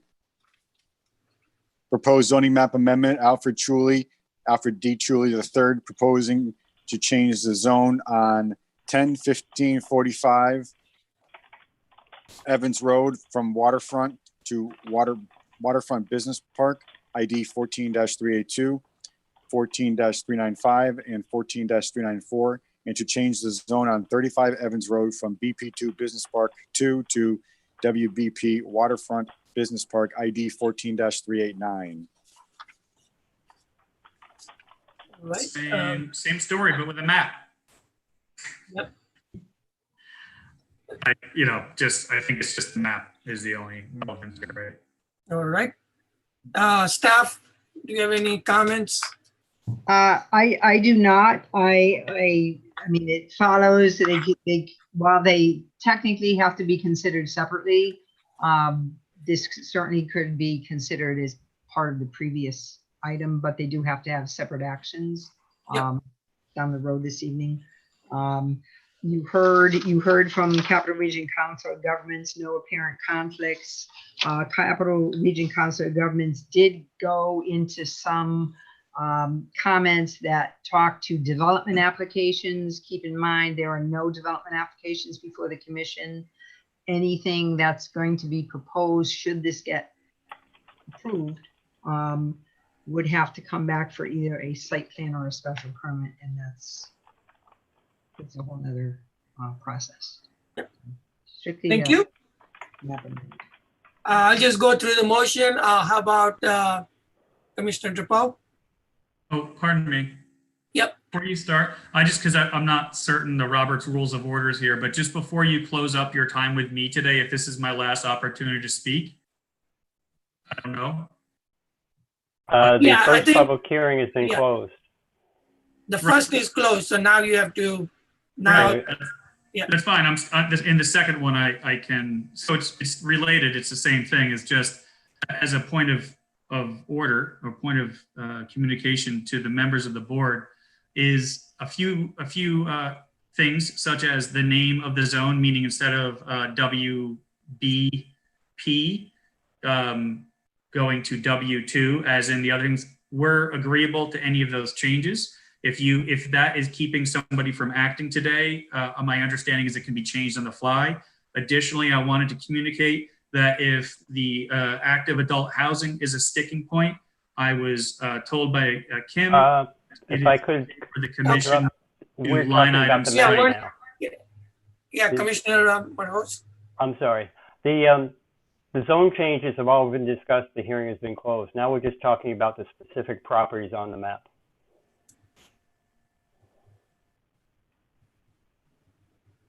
Any comments about what is going to be in those specific properties regarding the zoning regulations was handled during the first hearing, and that hearing has now been closed.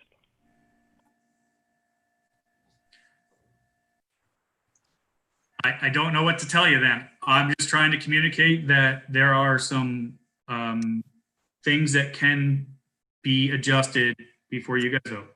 That's all. All right, thank you. I'm trying to be helpful. That's what I'm saying. Thanks. If it's not within your rules of order, I didn't know that was my last opportunity to speak before, and that is my ignorance as a non-board member. So I apologize. And that's okay. Thank you. Cheers.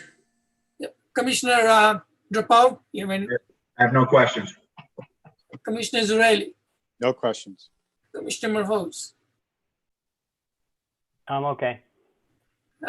Commissioner Robbins. No questions. Yeah, I have no questions either. Can I have a motion, please? Motion to close the public hearing. Can I have a second? Second. Thank you. All in favor? Aye. Aye. Any opposed? Motion passes 5-0. Thank you. Public meeting number C, or letter C, special permit application for Nishant Patel to allow for a sit-down takeout restaurant at 1,500 square feet with 36 seats, formerly a takeout-only restaurant located at 946 Cromwell Avenue in a C commercial zoning district ID 16-263. Thank you. Do we have a applicant who would like to address to the commission? Yeah, hi. This is Mehul Shah. I'm one of the partners of the LLC.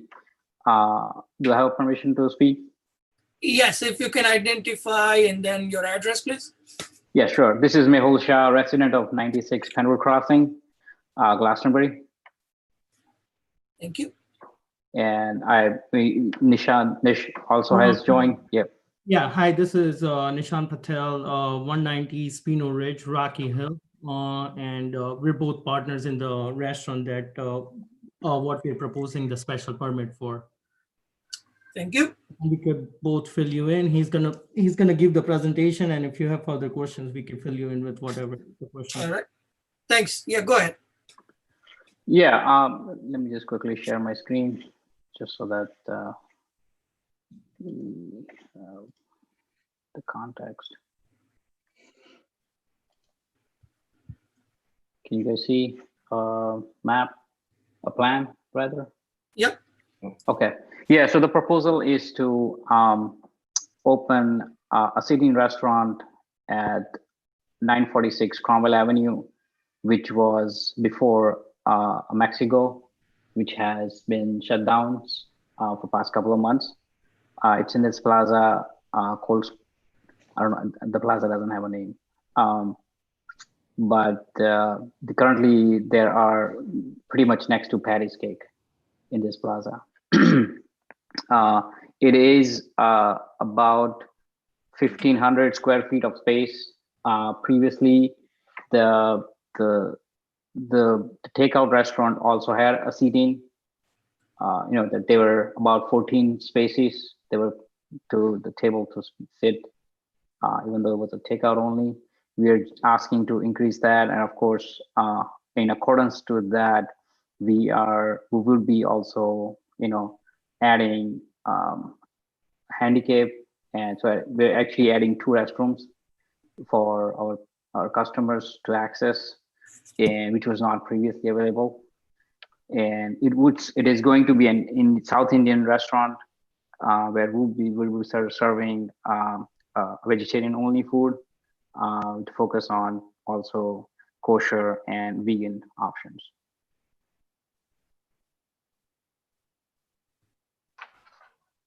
Could you adjust the special permit criteria as you had prepared? That was part of the request also.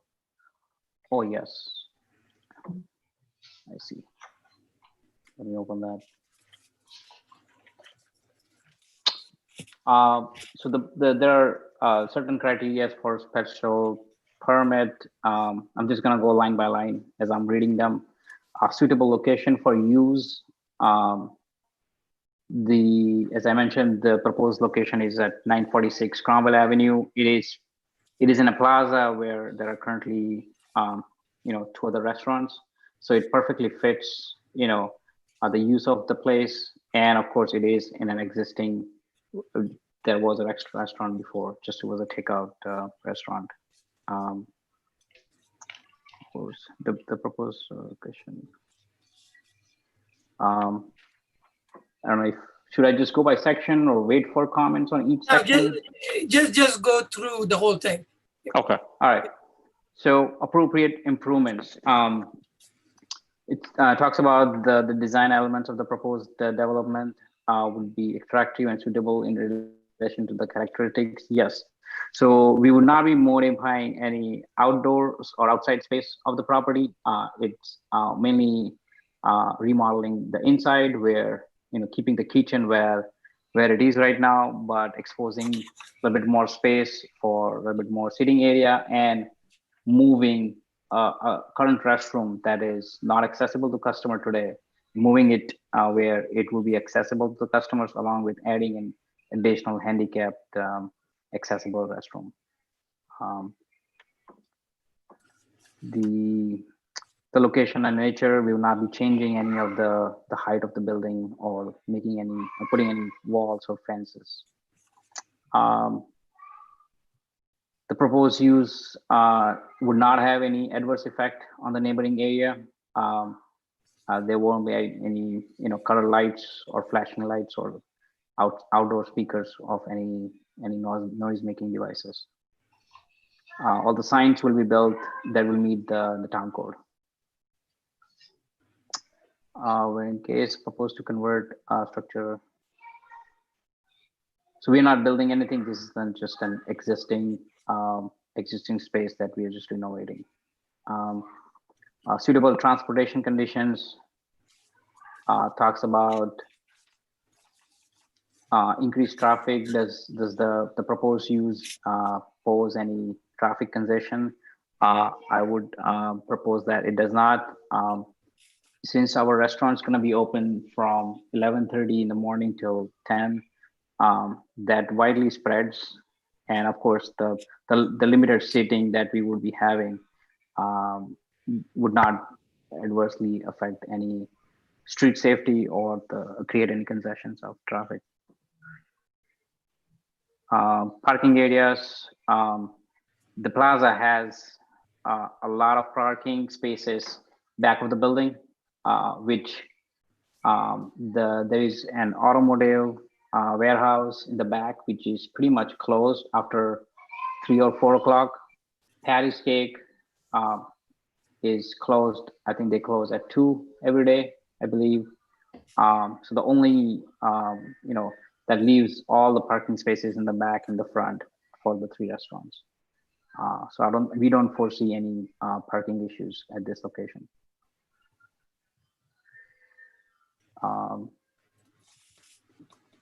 Trying to just read and see if the section C.3 is not applicable here.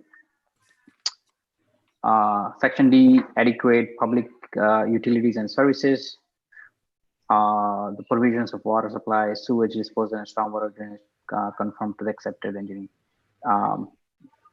As we'll be reusing the space for the restaurant purpose, we would not be putting extra burden on those facilities. The proposed use shall provide easy accessible for fire apparatus. A fire suppression system is already in place from the previous use of the space, and there are fire alarms in place also. The place is easily accessible in case of any emergency services. Section E, environmental protection and conservation. None of those criteria are applicable to us since we are not modifying the structure of the building from outside or in any way that would harm environment. Long-term viability. The improvements we will be making are sustainable for a long-term use of the property or the space itself. And of course, the maintenance, I mean, in case, if in future a reuse of the space is required, the improvements we will be making would actually benefit them. Section G, consistency with overall objectives. The proposed use does not conflict with the proposed regulations. To our knowledge, it does not conflict with any regulations.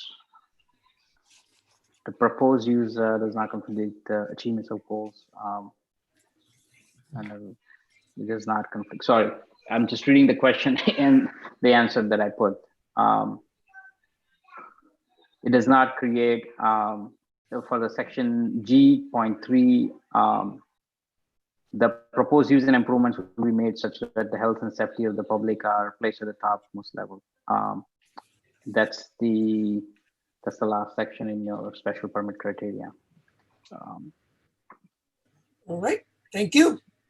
I just want to summarize this real quick. So really, I mean, the restaurant was already there, which was the takeout place. So it had the kitchen, but it was given this takeout permit because the restroom was not accessible to the customers because it was hidden behind the kitchen. So we redesigned the whole inside of the restaurant. The only thing we didn't really touch is we didn't touch the kitchen, but we moved the restrooms from the corner so that they're accessible to the dining area. And since we took out the counter, the takeout counter, so we were able to come up with the space where we could put some dining table and create some space for sit down dining. And everything else, I mean, nothing else has changed. So really what we're proposing here is we're just changing the interior so that we can accommodate sit-down dining. And the biggest thing was to move the restroom so that it's accessible to public, so the permit can change from takeout to dine-in. I can answer any other questions, if anybody.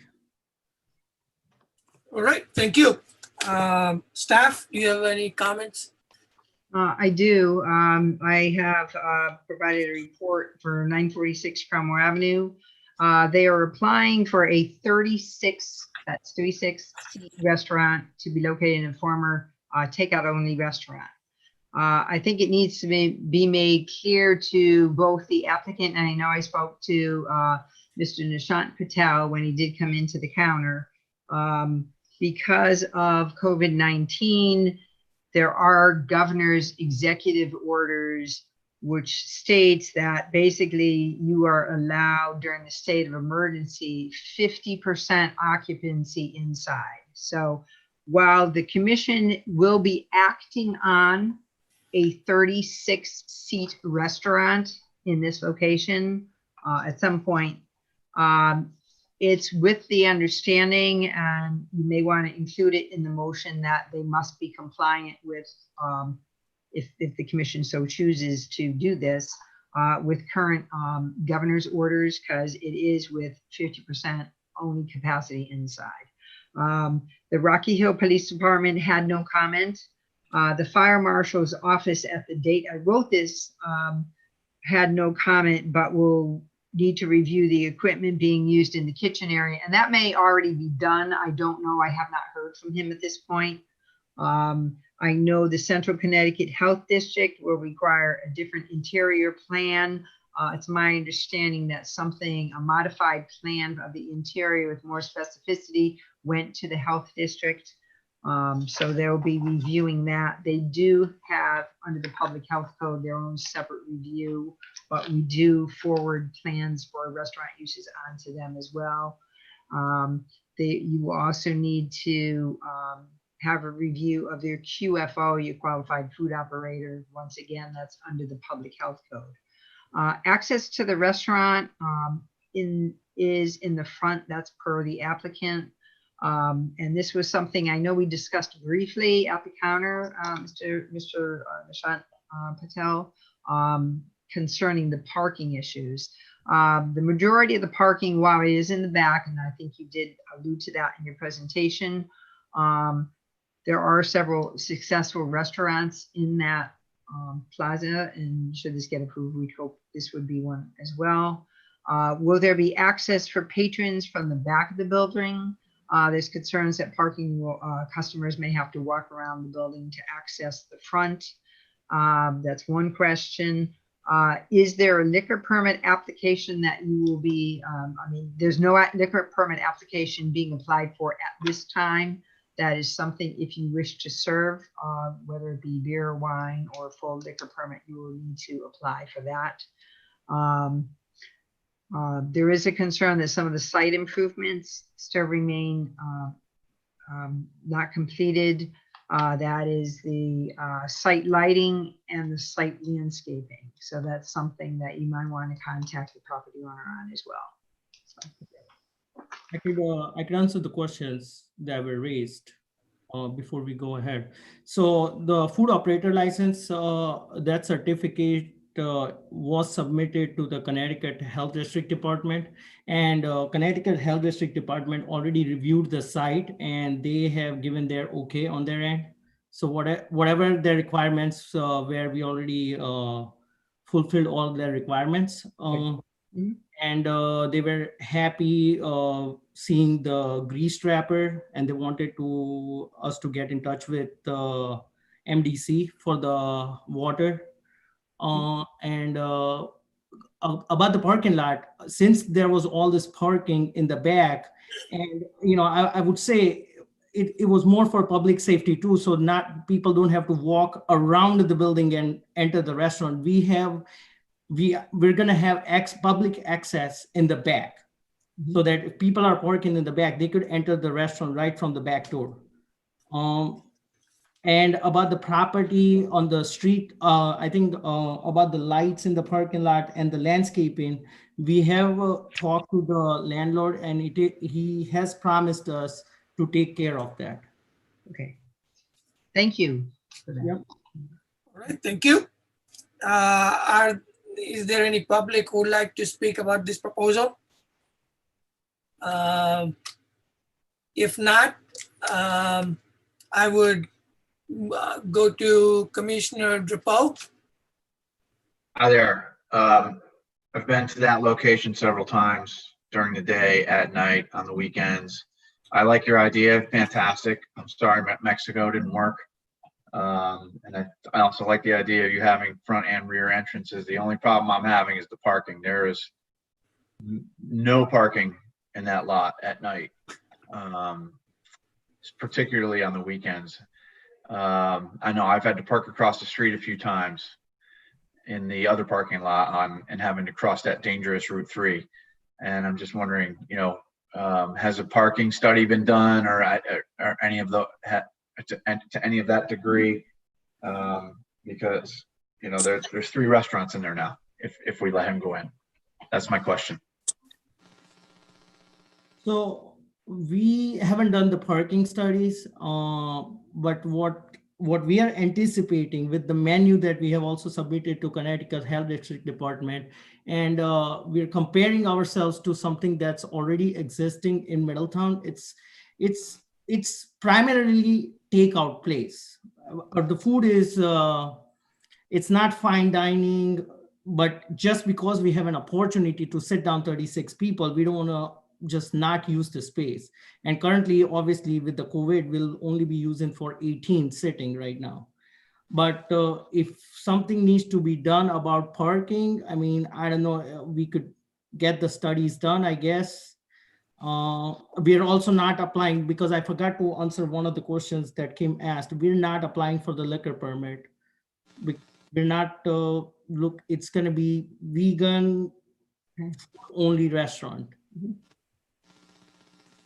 One of the concerns for the parking, we do have a dedicated parking spot in the front for us. I think currently we have 3, and we can work on getting some dedicated parking in the back, which not to not to compare, but the other establishment on Cranwell Avenue, the restaurant Vogue, which is also in a similar plaza where they don't even have this much parking. And what I've seen with the way, the kind of customers, we welcome pretty much any customer, but the primary customers would be coming in at different times than people going into tavern, for example. So there is going to be not everybody in the parking lot at the same time. We're expecting our customers will be a little early or rather late. Nish, I don't know if you have some comment on that. Yeah, I mean, we're obviously a food restaurant only, so I'm hoping the crowd to come in early. And I see tavern get busy in the summer, but in the winter, they don't get busy till late. That's what I have seen, but I mean, I could be wrong. I would, Commissioner Drapo, what I would do is ask staff, and usually what happens is whenever we have uses, there are certain requirements of parking spaces. So if all of these facilities that are there meet the minimum requirement, I don't know how you're going to require additional parking spaces, but I will let Kim talk about that and clarify. We did, one of the plans that was submitted, they did, the property owners did add additional parking to this site when Tavern on 3 came in, but not for that application, but in addition to that application. There had been I believe in this location, there was a takeout place at that time when they did this parking modification plan as well. So keep in mind that some of the area has been occupied by outdoor dining for one of the restaurants. One of the restaurants is using patio space that they already have. And one of the other restaurants has taken up some of the parking area and travelway on the north side of the building, once again, due to COVID-19.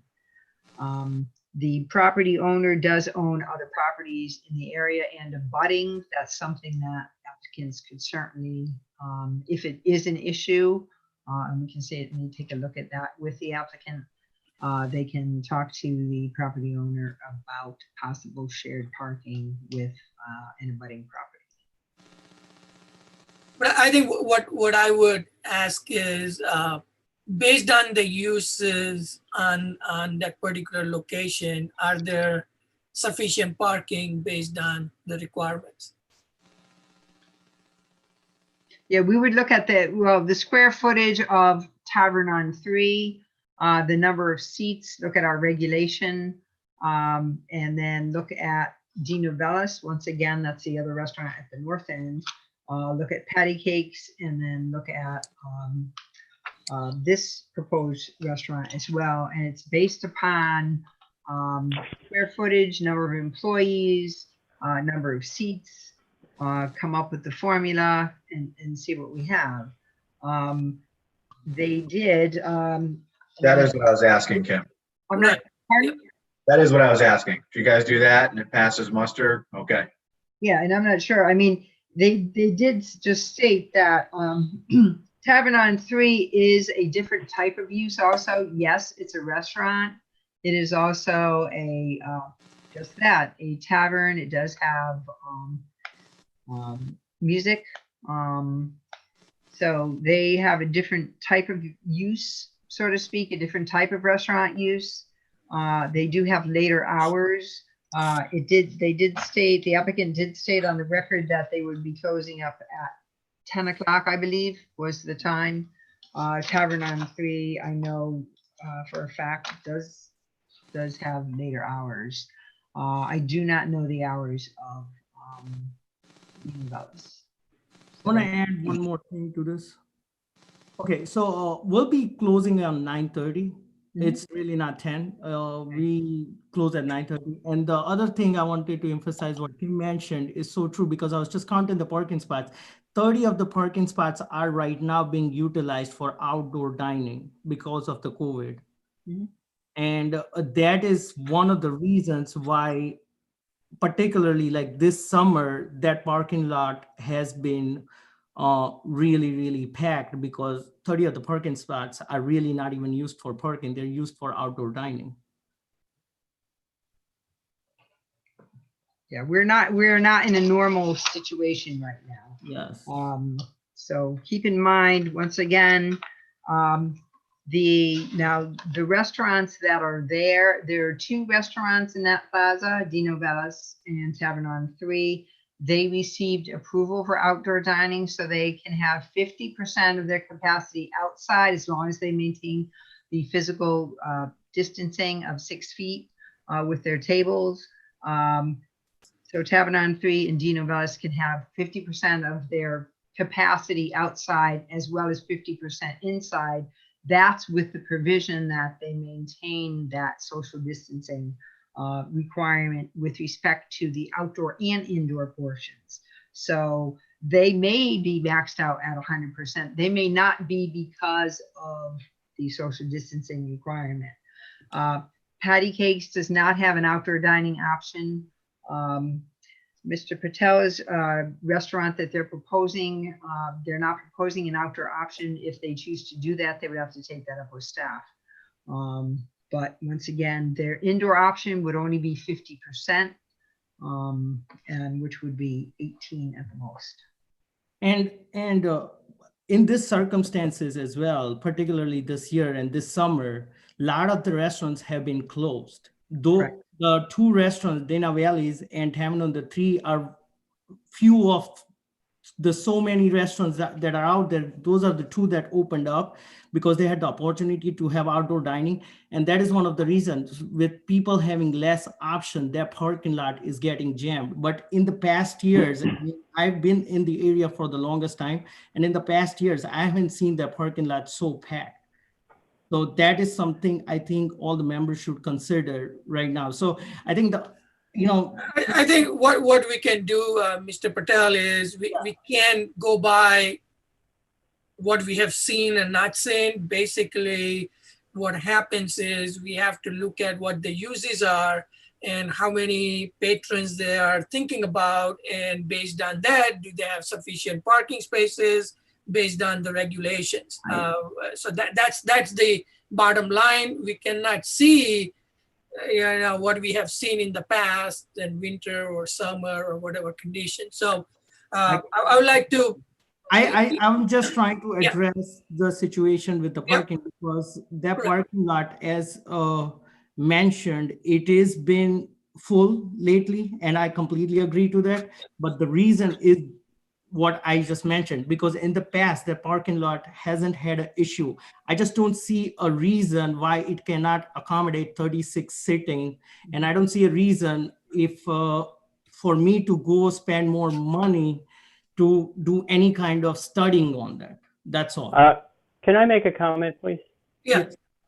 I think, this is an application for a restaurant, which makes a lot of sense.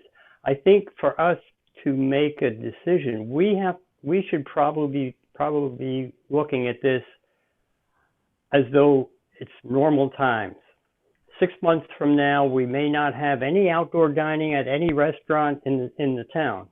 So that's what we're really looking at, is what the conditions are going to be during normal times. Now, obviously, if this man opens tomorrow, he can only use 18 seats.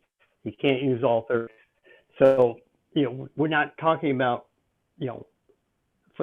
what the conditions are going to be for the next 3, 4, who knows how long. I'm looking at this like it might be 3 years, but we're basing this on normal conditions and no other outside interference, so to speak. I concur, Alan. And then we can take into the restaurant owner and the town can take into account the reduction in parking because of outdoor dining and whatever reasons.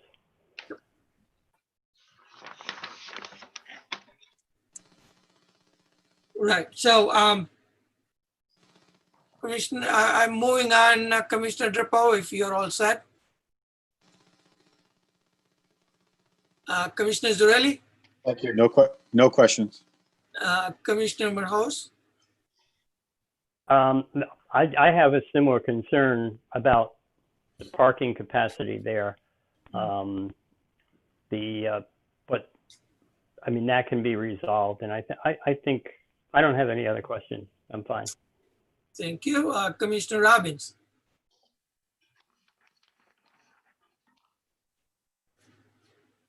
Let me see, is he on mute? No questions. Okay, no, okay. Yeah, I don't have any questions other than just this parking issue, you know, and it can be resolved by staff review, but I will leave it at that. Are there any further questions or comments? If none, can I have a motion, please? Motion to close the public hearing. Well, is Second. there public? I would just like to vocalize support as a public. This is Micah Kerr. I deliver beer to all the restaurants in that location, and Name it. You got a name and address for the record. oh, sorry, Micah Kerr. I think, again, as I had said in the beginning, you have to identify yourself, so. Yeah, no worries. Now it's, you know, I like to make sure that all the public who wants to speak are recognized and not ignored, you know, that's, okay, go ahead. Micah Kerr, 553 Maple Street, Weathersfield, 06109. I just, in support of another restaurant there, I literally do deliver beer to the two restaurants on either end.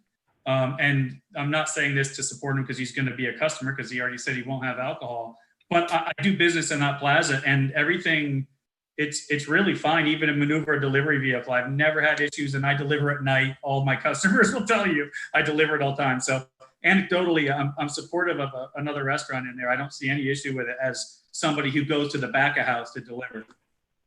There's plenty of room by the trash cans and all that, so. Thank you. So we already had a motion and do we have a second? I second. Thank you. All in favor? Aye. Aye. Any opposed? Motion passes 5-0. Thank you. Going on to item 4, public. If there's anybody who would like to address to the commission on items that are not on the agenda. All right, I see there are no requests, so we move on to consent agenda. Can I have a motion? It's a minutes and actions from July 15, 2020. Motion to approve minutes and actions. Motion to approve the minutes and actions. Second. All in favor? Aye. Any abstain? I abstain. I was not at the meeting. Victor Zurelli. Thank you. Any opposed? Motion passes. Going to item 6A. We're passing over that one, right? Yes. Correct. Yep. So we're on B. 6B. Proposed zoning change regulation amendments, Alfred D. Chuli III, to add the following language to create a WBP waterfront business park zone. Refer to item 3A, subsections 1 through 5. Do we want to take 6C together or because they are separate, we'll have to vote it separately? I would do separate motions. Okay, thank you. Separate motions from 1 through 5. You can No. do B and C, right? B and C. Oh, separate for that, yeah. But when we do this motion for B, we're doing public hearing A 1 through 5, right? Yes. Yeah. Motion to approve proposed zoning regulation amendments, Alfred D. Chulia III, to add the following language to create a waterfront business park zone. Second that. Any discussion? Maker of the motion, as I'm the maker, I believe it's a good thing to expand the use down on the waterfront.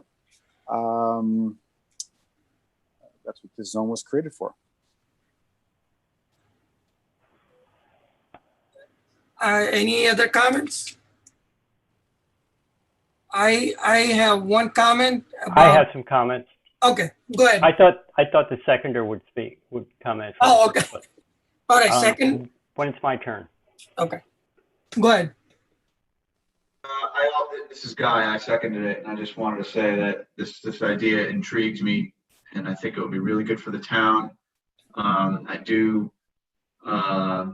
It does give me pause about completely developing a new zone, but I trust staff to help us through, any of those pitfalls that come as a result of that. So I'm for this motion. All right, Commissioner Morhos. I have some concerns, basically the same ones I expressed the first time when the previous application was submitted.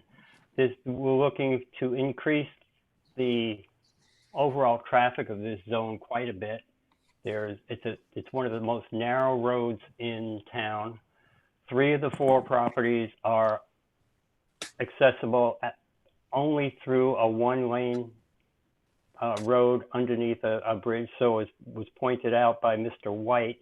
Well, that would be C. That would be C, right? There are That no wouldn't be D. development applications before Right. the commission at this time, just so you know. So Yeah, right exactly. now, what they're doing is not creating any traffic by proposing a text change. They're not creating any traffic by proposing a map change. Correct. But we're talking about a zone that is going to allow a number of uses that could generate significant traffic. And when an application for development comes before the commission, it is at that point where you address in the special permit criteria or the site plan review, you address the traffic study at that time. A zoning Okay. regulation amendment does not create traffic. Okay, and another concern I have is that this is being considered to enhance the waterfront, and yet we have 1 of the 4 properties involved The C. isn't near the property. I mean the waterfront. It's on the other side of the railroad tracks through that narrow bridge, a narrow roadway. So that's a concern. I don't know that should even be included in this application in this That's C, though. zone. Should we And that would be recreate it? Item C. You're ahead of yourself, Alan. That's in C, not in B. That's the zoning map. Oh, okay. Okay, and the other concern is that, any of the uses that this property can be used for is we're going to have some pretty dangerous conditions down Evans Road. And my last comment is we're talking about creating a zone, not changing the zone to an existing zone for 4 properties all owned by the same person. So it gets back to my concern about this being considered spot zoning. And there we go. I'm finished. Those are my comments. Thank you. Commissioner Robbins, do you have any comments? No, I had raised all mine before. I think I'm good. Thank you. I have one comment that I had, and that is related to the active adult housing. So, I think that's a very specific use that, I think that if in the future, again, we are not talking about the proposed usage. But if nothing else happens and active adult housing comes, that's not what this waterfront zone should be. So I would like to amend the motion to remove active adult housing from this application. We support that. As the maker of the motion, I support that condition, as long as it can go with all staff comments that I forgot to add. Yes. As a seconder, I agree. Thank you. Any other comments? If not, I think this proposed zoning is a combination of what it is right next to the parcel that it currently, parcels before us. So I believe that having combination of business park 1, 2, and some uses of waterfront, makes sense. And it is, some of the uses that are proposed are really waterfront uses. So that's why those are my comments. I would like to have so we have a motion, we have second. I would like to have all in favor. Anybody? Aye. Aye. Aye. Any opposed? No. Okay, so the motion passes approval 4-1.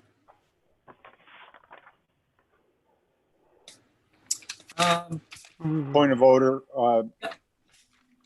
Question about the next item on the agenda. Yep.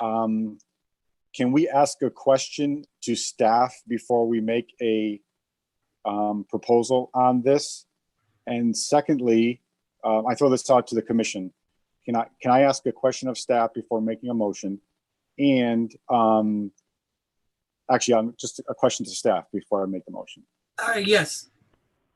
Okay, Kim, can you verify on the map that 35 Evans Road is not connected to the other 3 properties because it's separated by the state of Connecticut's property?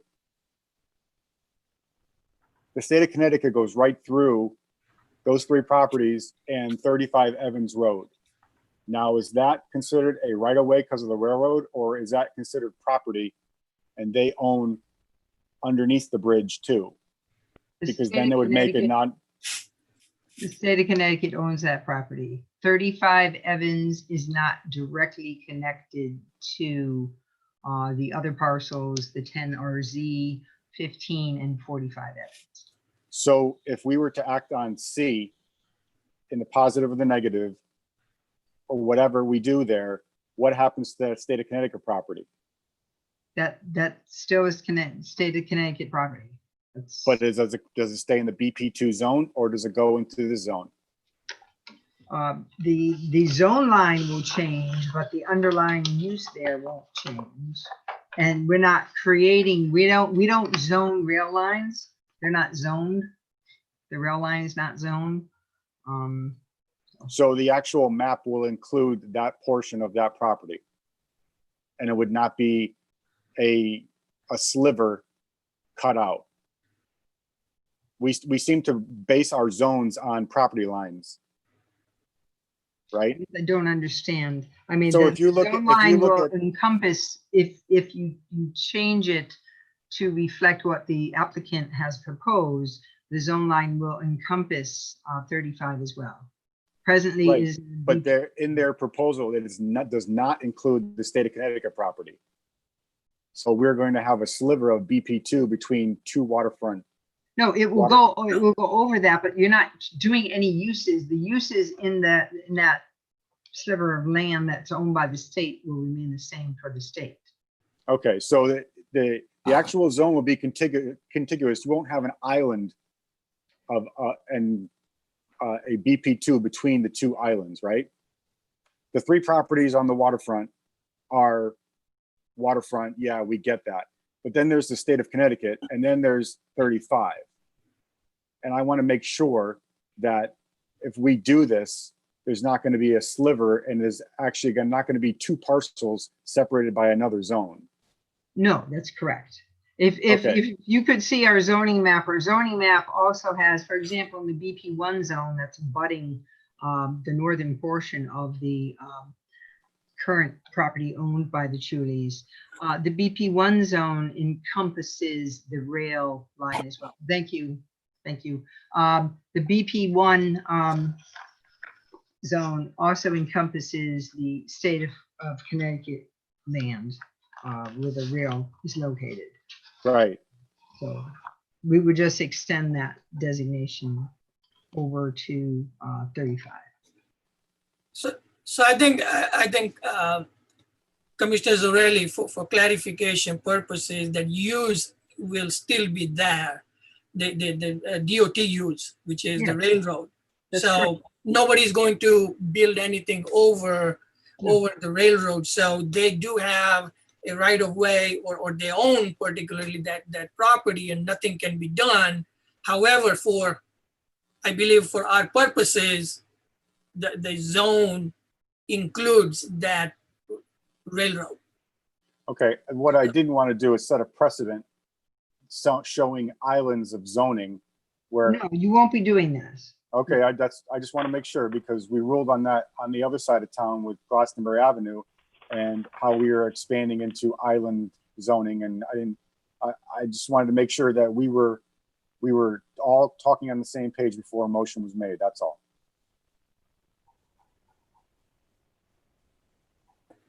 With Okay. that, Can I have a motion? motion to approve proposed zoning map amendment, Alfred D. Chuli III proposing to change the zone on 10-15-45 Evans Road from waterfront to waterfront business park, ID 14-382, 14-395, and 14-394. And to change the zone on 35 Evan Roads from business park 2 to waterfront business park, ID 14-389. Can I have a second? You do. All right. Any comments? I have no comments. All right. Okay, Alden? well, then my comments that I were going to make, I did it at the wrong time, is once again, we have three contiguous properties and have one separate that's on the opposite side of state property and the railroad tracks, and is not anywhere really near the waterfront. And we're including that in a waterfront zone. And I don't think that's appropriate. Those are my comments. I'm sorry. For sake of conversation, are we limiting the use on 35 by adding it to this zone?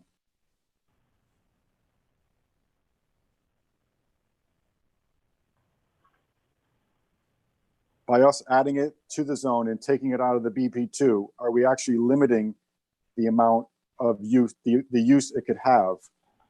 We're actually increasing the use that I see. May I comment or? No, you No, can't. you cannot. I'm This is asking. the- No, that's you fine. cannot speak. Just asking. That's Don't fine. ask it. Alan, I'd love to hear. I asked the question in the last meeting about 35, and I always had the same mindset as you. And the reason why I asked him that question before I made the motion was because I did have the same feeling as you. But then looking back, I think that if we add it to the zone, we are limiting the use and enhancing it.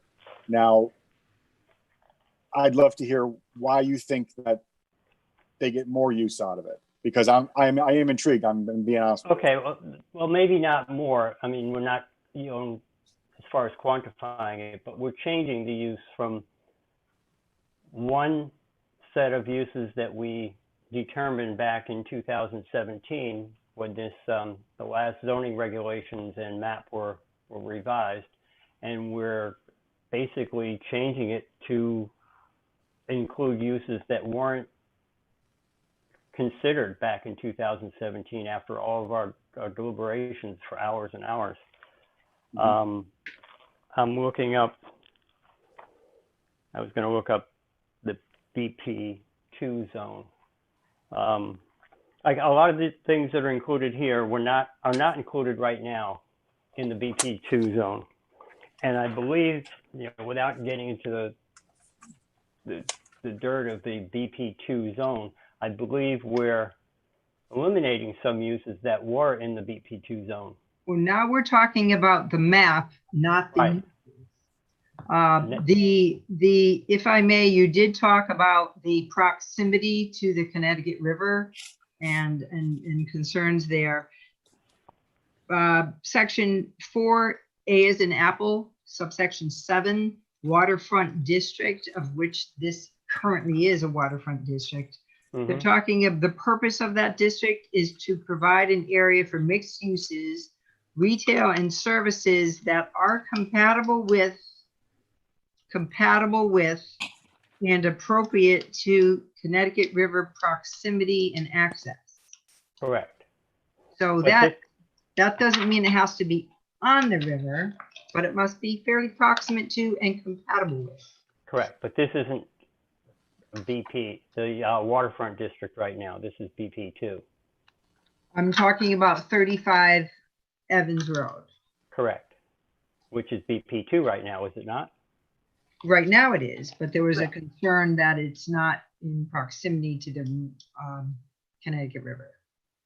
And access to the river from 35 is pretty difficult. I just don't see the logic in including a property that's basically separated from the main portion of this zone map change in this change. I understand the logic behind why it is included, but I don't think that is appropriate. So those are my comments. I'm not going to, we can move on. Okay. Thank you. Commissioner Robbins, any comments? No, again, I had addressed those before, so I'm good. All right, thank you. I mean, as far as I'm concerned, I think, as Kim pointed out in section 4.8.7, which is waterfront, we are talking about proximity and access. So I think, based on, the uses that we approved before, I feel it is nearby and is the same owner. So that makes difference as well. We're not, I don't think we are expanding it to all the way down. So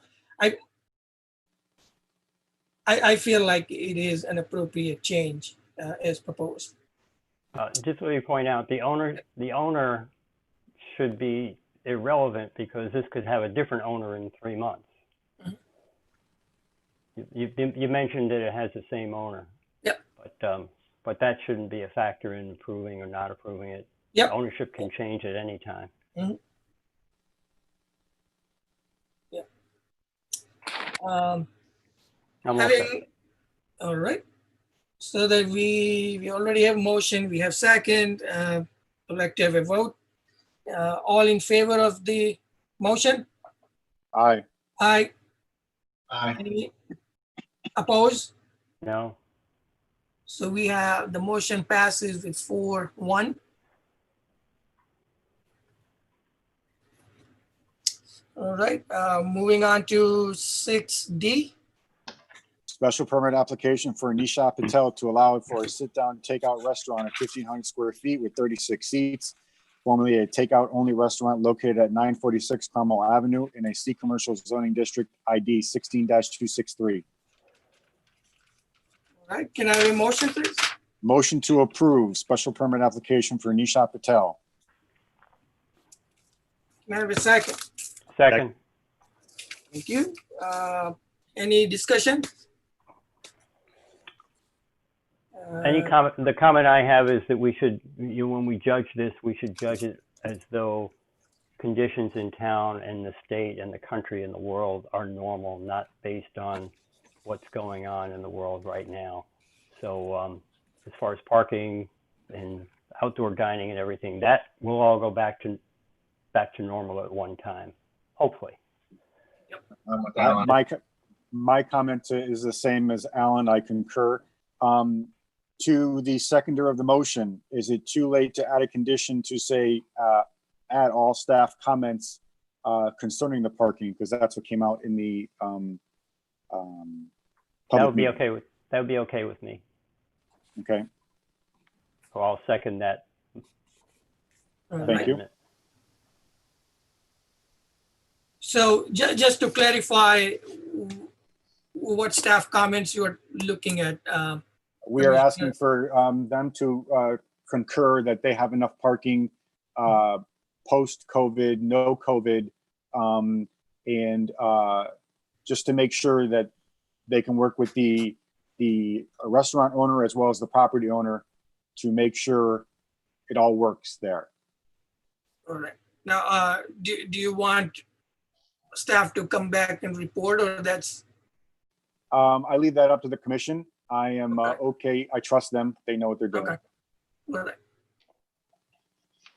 Okay. So we have the amended motion, and we also have the second for that. So I'd like to have a vote. All in favor of the amended motion? Aye. Aye. Aye. Any opposed? So motion passes 5-0. Congratulations. Moving on to 6E. Discussion and set hearing for Town of Rocky Hill to modify sections of the Rocky Hill zoning regulations, Section 4A1 Town Center District, Section 4B1 Residential Uses, 4E Special Provisions within the Town Center District, 6C4 Area and Bulk Requirements for Active Adult Housing, 6 Edward 2 Area and Bulk Requirements for Housing for the Elderly. Do we need to set a motion, or are we just setting a date? First, I we're think going Kim- to yeah, if Kim- you could just review from last month. I did present a modification to the town center zoning text as far as processes go. We've been trying to develop certain properties in the town center zone. We have a very arduous process as far as approval goes. So the process has been cut down substantially to a proposed mandatory pre-application, and then either a site plan or special permit, depending on the type of use being proposed. The discussion at the last meeting surrounded the residential uses, and there was a rather lively discussion on the commission's part with respect to active adult housing as part of a mixed-use project, or housing for the elderly as part of a mixed-use project. That was originally included in the proposal, which is hopefully will be set a public hearing for. Those have been removed based upon the discussion at last meeting. The section for residential uses is more broad. So residential uses in one or more mixed-use buildings, which is what the present language says, I'm proposing to say residential units in one or more mixed-use buildings or as part of a mixed-use project. A mixed-use building would be a combination in one building of a non-residential use and a residential use, whereas part of a mixed-use project would be, you could have separate residential units from non-residential unit buildings. So that's the change from last time. I don't know if there's any questions on those changes. I don't know if the commission wants to go to public hearing with this. I would certainly advise the commission to do so. That way we can have some public feedback. This would be for any property in the current town center zone. Yeah, I think this is my views. I think it makes sense to look at and review these requirements because they were very onerous before. And, you know, in these times, I think lean process is always good. So having public hearing set, I think allows us to just hear what the, you know, what commission members and what public has in mind. So, I mean, I would recommend setting up a public hearing. I concur. Let's set a date. Any other members in the comment? Just a question, Kim, do we not have a public hearing on zone changes for September already? I'm not sure. We do. We do with respect to reasonable accommodations. And that was the suggestion that That's right, yeah. Yep. We have this at the same time. I don't know of any development proposals coming in. That doesn't mean there won't be any. The deadline will be coming up at the end of the month. We do have number 150 Dividend Road. We may have a resolution as early as tomorrow. We may not. But outside of that, if there's a change, I can certainly contact the chairman and we may modify our schedule to have a special meeting if need be. Okay. But I would certainly recommend if you set a hearing, it be on September 16th. I have done the referral. The referral for the other zoning proposal has gone into the regional planning agency because that can affect properties, you know, within 500 feet of a town line. This will not. So this Okay, is that's, not yeah, part- my question, I was just wondering if we were gonna have a really two contentious public hearings on zoning changes, and I don't think either one of them will be.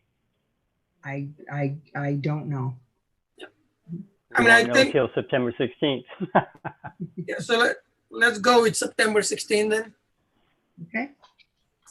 Thank you. I got one comment on the text. Do you need a motion for that, Kim, or we're just going to set it? If you want to do a motion, you can. If not, staff can certainly do that. Just wondering if it's an agenda item, what are the rules? Well, That's it all. does say set a hearing, so. by all Yeah, you means. probably should. Yeah, Motion to set a hearing for the modification to Town Center District for September 16th at our next meeting. can Second. ask. All right, all in favor? Aye. Aye. Aye. Any opposed? Motion passes. Ron, did you had a question? Or- Yeah, I just wanted one question on section 4E general, which is where we had the planned use development, which was designed to be flexible. I think the new language was put in there to try to show that we still could be flexible in other ways, but we really removed the flexibility option for the large parcel of 5 acres or 4, the whole concept planned use development. So do we even need 4E1? Because it looks like we're trying to say if we comply with the other stuff, we could be flexible. It sounds like we're trying to explain it away. Whereas if we don't have a flexible alternative, why do we even need to say it? Why not just get rid of 4E1 general or put something else in there? Okay. I'll take a look at that. Mhm.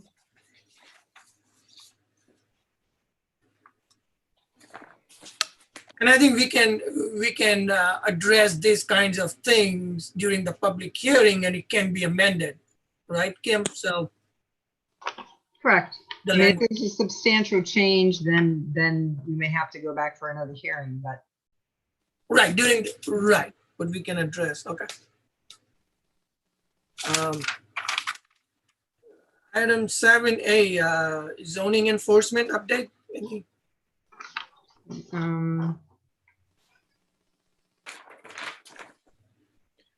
As people are staying home, and we still have a lot of people that are still staying home during the day, we are receiving an uptick of complaints, and the complaints tend to be more blight complaints. Many are valid, and unfortunately, many are not valid. There has been reported an uptick in issues with respect to, and this is not zoning enforcement, but we're seeing an uptick in neighborhood disputes that are not necessarily valid with respect to zoning or blight. And we are contributing to an increased stress level in general. So we are spending a lot of time investigating complaints that aren't necessarily something we should be investigating. Time is not always well spent when we get the calls.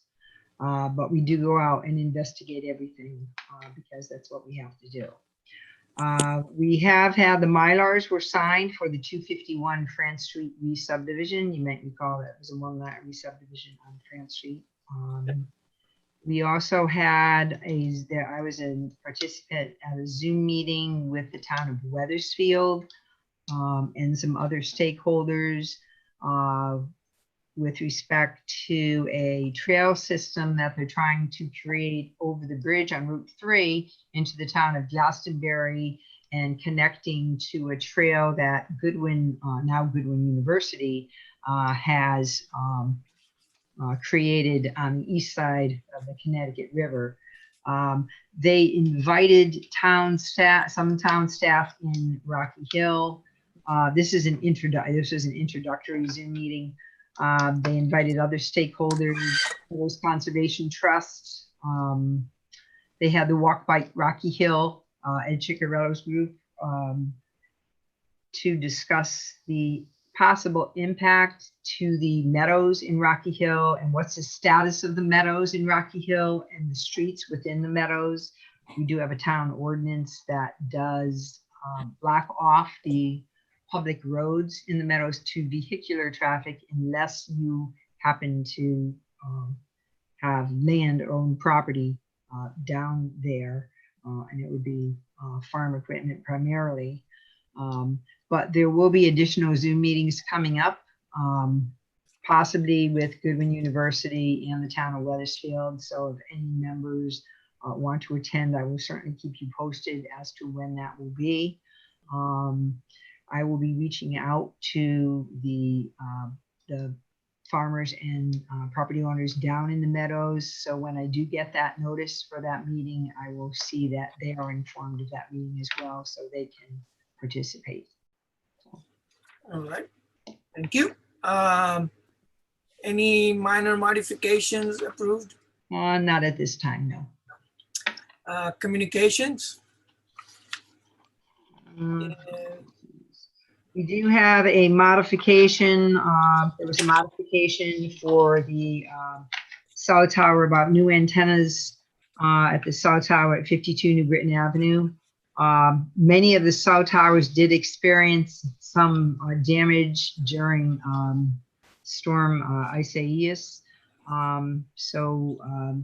There will be you may see some work going on at the various cell towers in town. I did provide in your packet some information from the Rocky Hill Historical Society. Once again, this is basically just points of interest.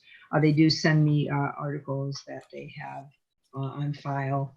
And once again, the affordable housing issue that will be coming up and being discussed at the next legislative session.